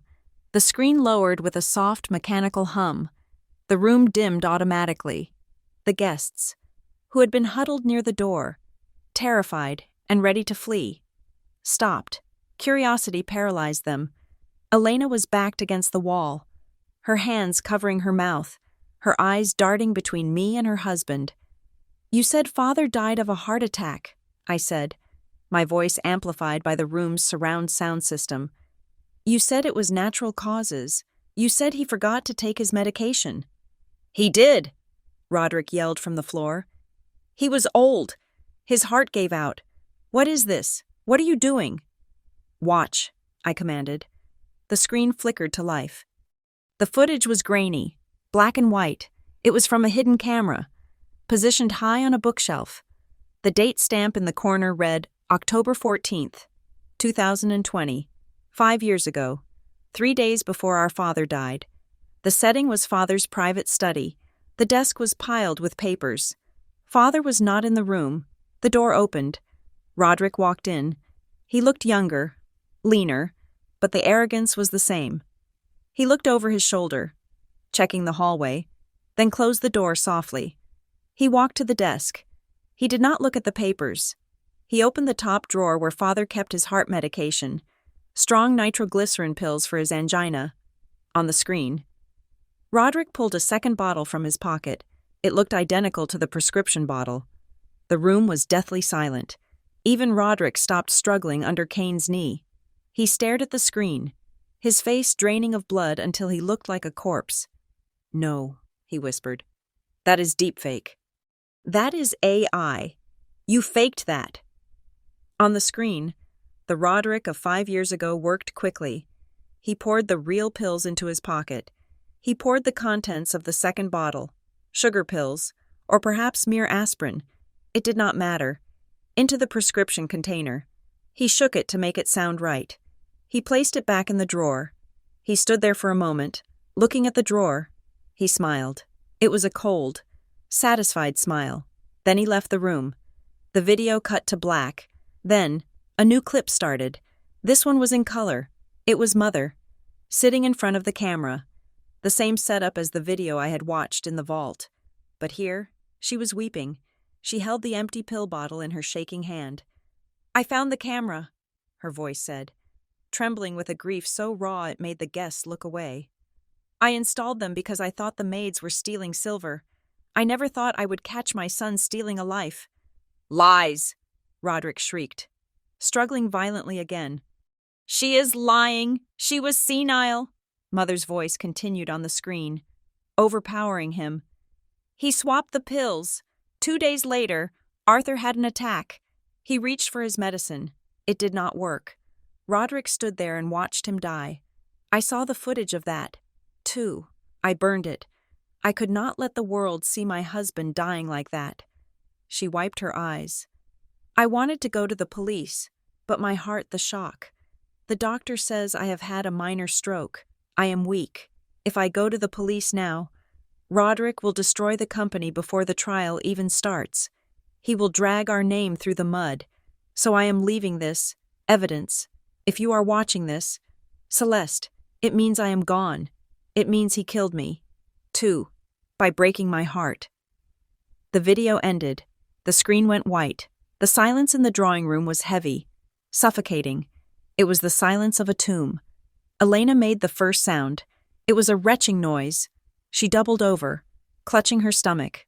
She looked at Roderick, the man she had slept beside for 5 years, the man she had defended, the man she had pushed me out into the snow for. "You," she gasped, backing away from him as if he were radioactive. "You killed him? You killed your own father?" "It was business," Roderick yelled, his defense crumbling into insanity. He was going to sell the company. He was going to sell it to outsiders. I did it for the legacy. I did it for us. "For us?" Elena screamed. "You are a monster!" The guests finally broke. Mrs. Vanderbilt dropped her wine glass. It shattered, but no one cared. They scrambled for the door, pushing past each other in a desperate stampede to escape the house of a murderer. They did not care about their coats. They did not care about dignity. They just wanted out. "Wait," Roderick shouted after them. "Do not leave. It is a misunderstanding. I can explain." "There is nothing to explain," I said. I walked over to the window. Outside, the night was no longer dark. Flashing lights, blue and red, were pulsating against the glass, washing the room in a chaotic disco of law enforcement. I did not just call a private security team. "Roderick," I said, looking down at him. "I called the district attorney. I sent them the video file an hour ago." The front door, which the guests had left wide open in their flight, was suddenly filled with uniformed officers. They did not knock. They swarmed into the foyer, guns drawn, moving with the practiced efficiency of a SWAT team. "Police!" a voice boomed. "Everybody down!" Kane immediately stepped back, raising his hands to show he was compliant. Removing his knee from Roderick's back, Roderick scrambled to his feet. Looking for an exit, he ran toward the kitchen door. But two officers were already there, blocking the path. He turned toward the French windows, but another officer was stepping through the shattered glass. He was trapped. "Roderick Harrington!" a detective in a trench coat shouted, stepping into the drawing room. "You are under arrest for the first-degree murder of Arthur Harrington." Roderick backed up until he hit the grand piano. He looked around wildly. He looked at Elena, who was sobbing in the corner, shaking her head. He looked at the empty doorway where his rich friends had fled. Finally, he looked at me. "Help me," he whispered, his voice cracking. "Celeste, please, I am your brother." I stood perfectly still. The red and blue lights washed over my face, but I felt nothing but a cold, hard peace. "You have no sister," I said, "and now you have no name." The officers grabbed him. They slammed him against the piano, twisting his arms behind his back. The sound of the handcuffs clicking shut was the sweetest melody I had ever heard. It was louder than the storm, louder than his insults, louder than the years of silence. "You have the right to remain silent," the detective recited, dragging him toward the door. "Anything you say can and will be used against you in a court of law." Roderick began to scream as they hauled him away. He screamed curses. He screamed pleas. He screamed until his voice gave out. Elena sat on the floor, surrounded by the wreckage of her life. She looked up at me, mascara running down her face in black rivers. "I did not know," she whimpered. "Celeste, I swear to God, I did not know about the pills." I looked at her. I believed her. She was too stupid to be a co-conspirator in murder, but she was guilty of 1,000 other small cruelties. "I know you didn't," I said. The police were securing the scene. The detective approached me. "Ms. Harrington? We will need your statement." "Of course," I said. "But first, I would like a moment to stand in my living room." The detective nodded and stepped away. I stood alone in the center of the chaos. The projection screen was blank. The rug was rumpled. The air smelled of fear. But for the first time in 5 years, the house felt clean. The rot had been cut out. The ghost was not me. The ghost was the memory of the man they were dragging into the back of a squad car. Roderick was not just going to lose his house. He was going to lose the sunlight. He was going to trade the velvet armchairs of the Harrington Manor for a steel cot in a maximum security cell. Life in prison. That was the inheritance he had earned. I took a deep breath. My lungs filled with the air of the house that was finally, truly mine. The flashing lights of the police cruisers painted the walls of the drawing room in violent strokes of red and blue, a chaotic disco for the end of the world. Roderick did not go quietly. As the officers hauled him toward the door, his resistance turned feral. He kicked and thrashed, his tuxedo jacket tearing at the shoulder seam, a fitting symbol for the unraveling of his life. "You cannot do this to me," he screamed, his voice raw and shredding in his throat. He twisted his head back, his eyes bulging as they locked onto me. "Celeste, you are a demon. You set me up. I am the victim here. I am the heir." I stood immovable, a statue carved from ice and vengeance, watching him being dragged across the marble floor he had once walked upon like a god. "Elena!" he shrieked, desperation breaking his voice into a high-pitched wail.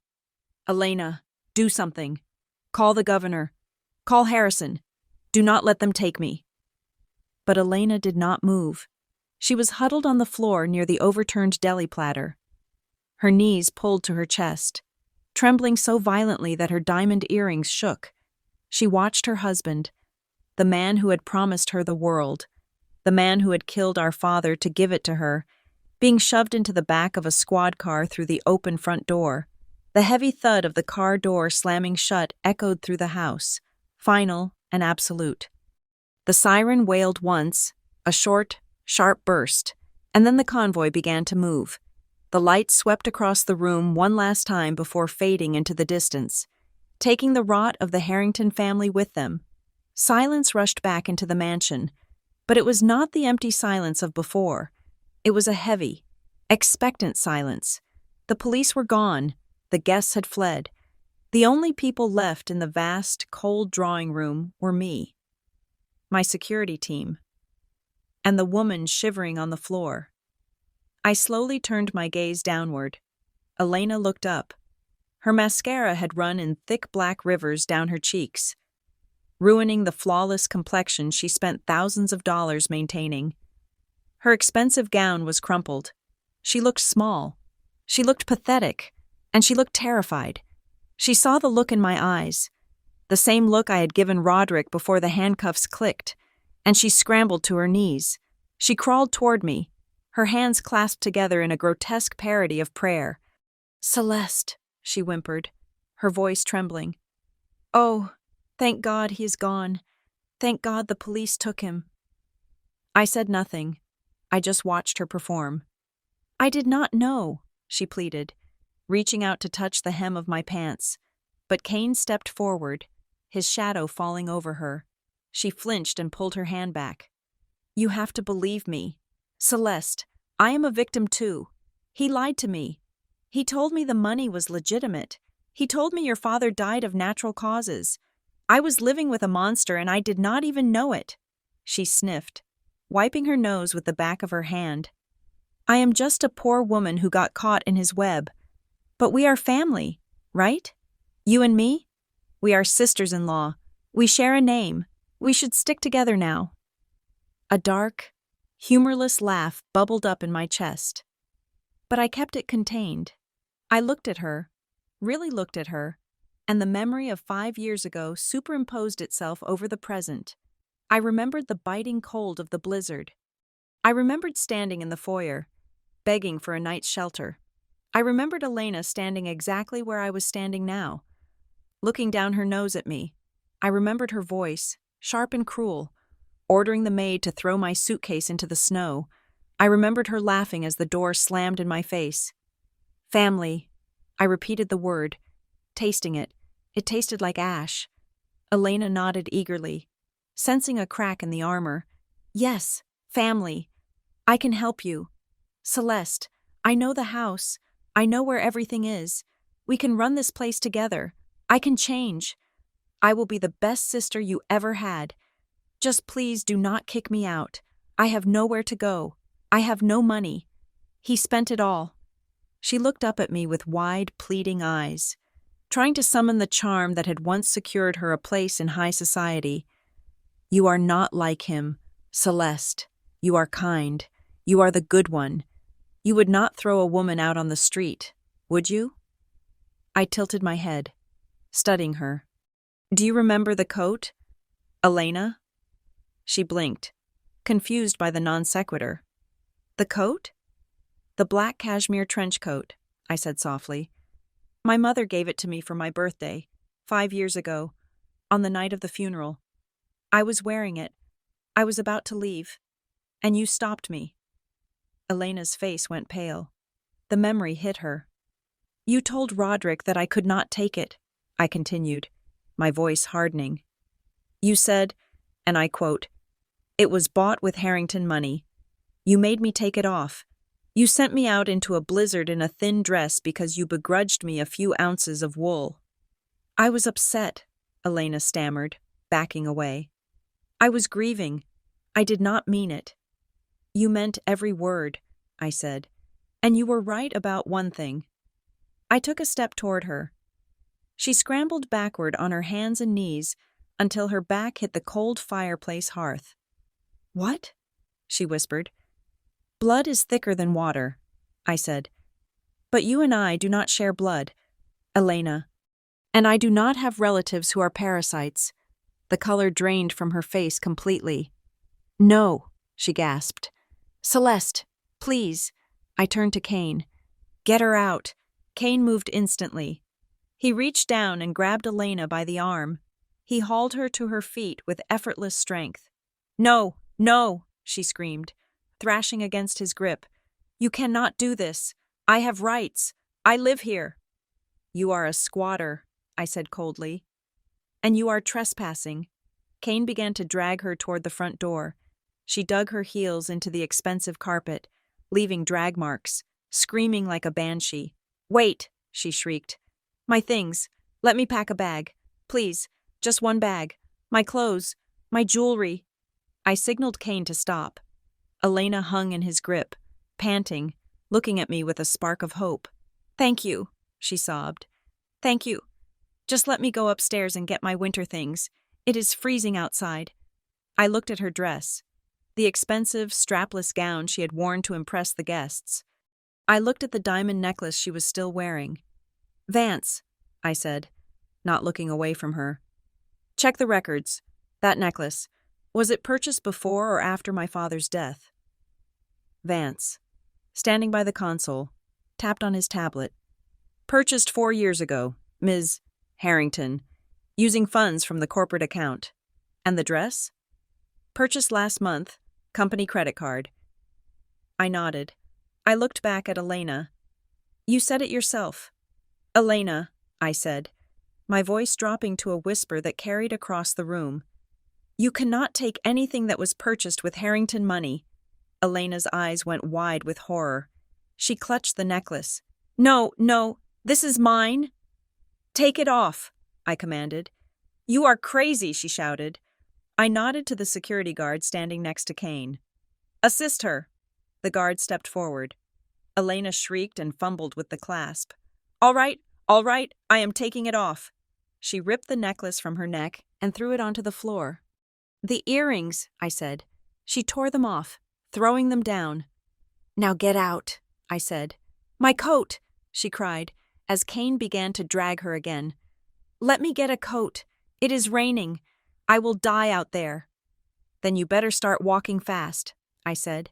"Body heat is generated by movement." "You are a monster!" Elena screamed, her voice cracking as she was hauled into the foyer. "You are worse than him. You are a devil." "I am what you made me," I called out after her. They reached the front door. Kane opened it. The sound of the rain was loud, a heavy, freezing downpour that had turned the snow into slush. The wind howled through the open doorway, carrying the bite of the Atlantic Ocean. Kane did not hesitate. He shoved Elena forward. She stumbled down the steps, her high heels slipping on the wet stone. She fell onto the driveway, into a puddle of freezing mud.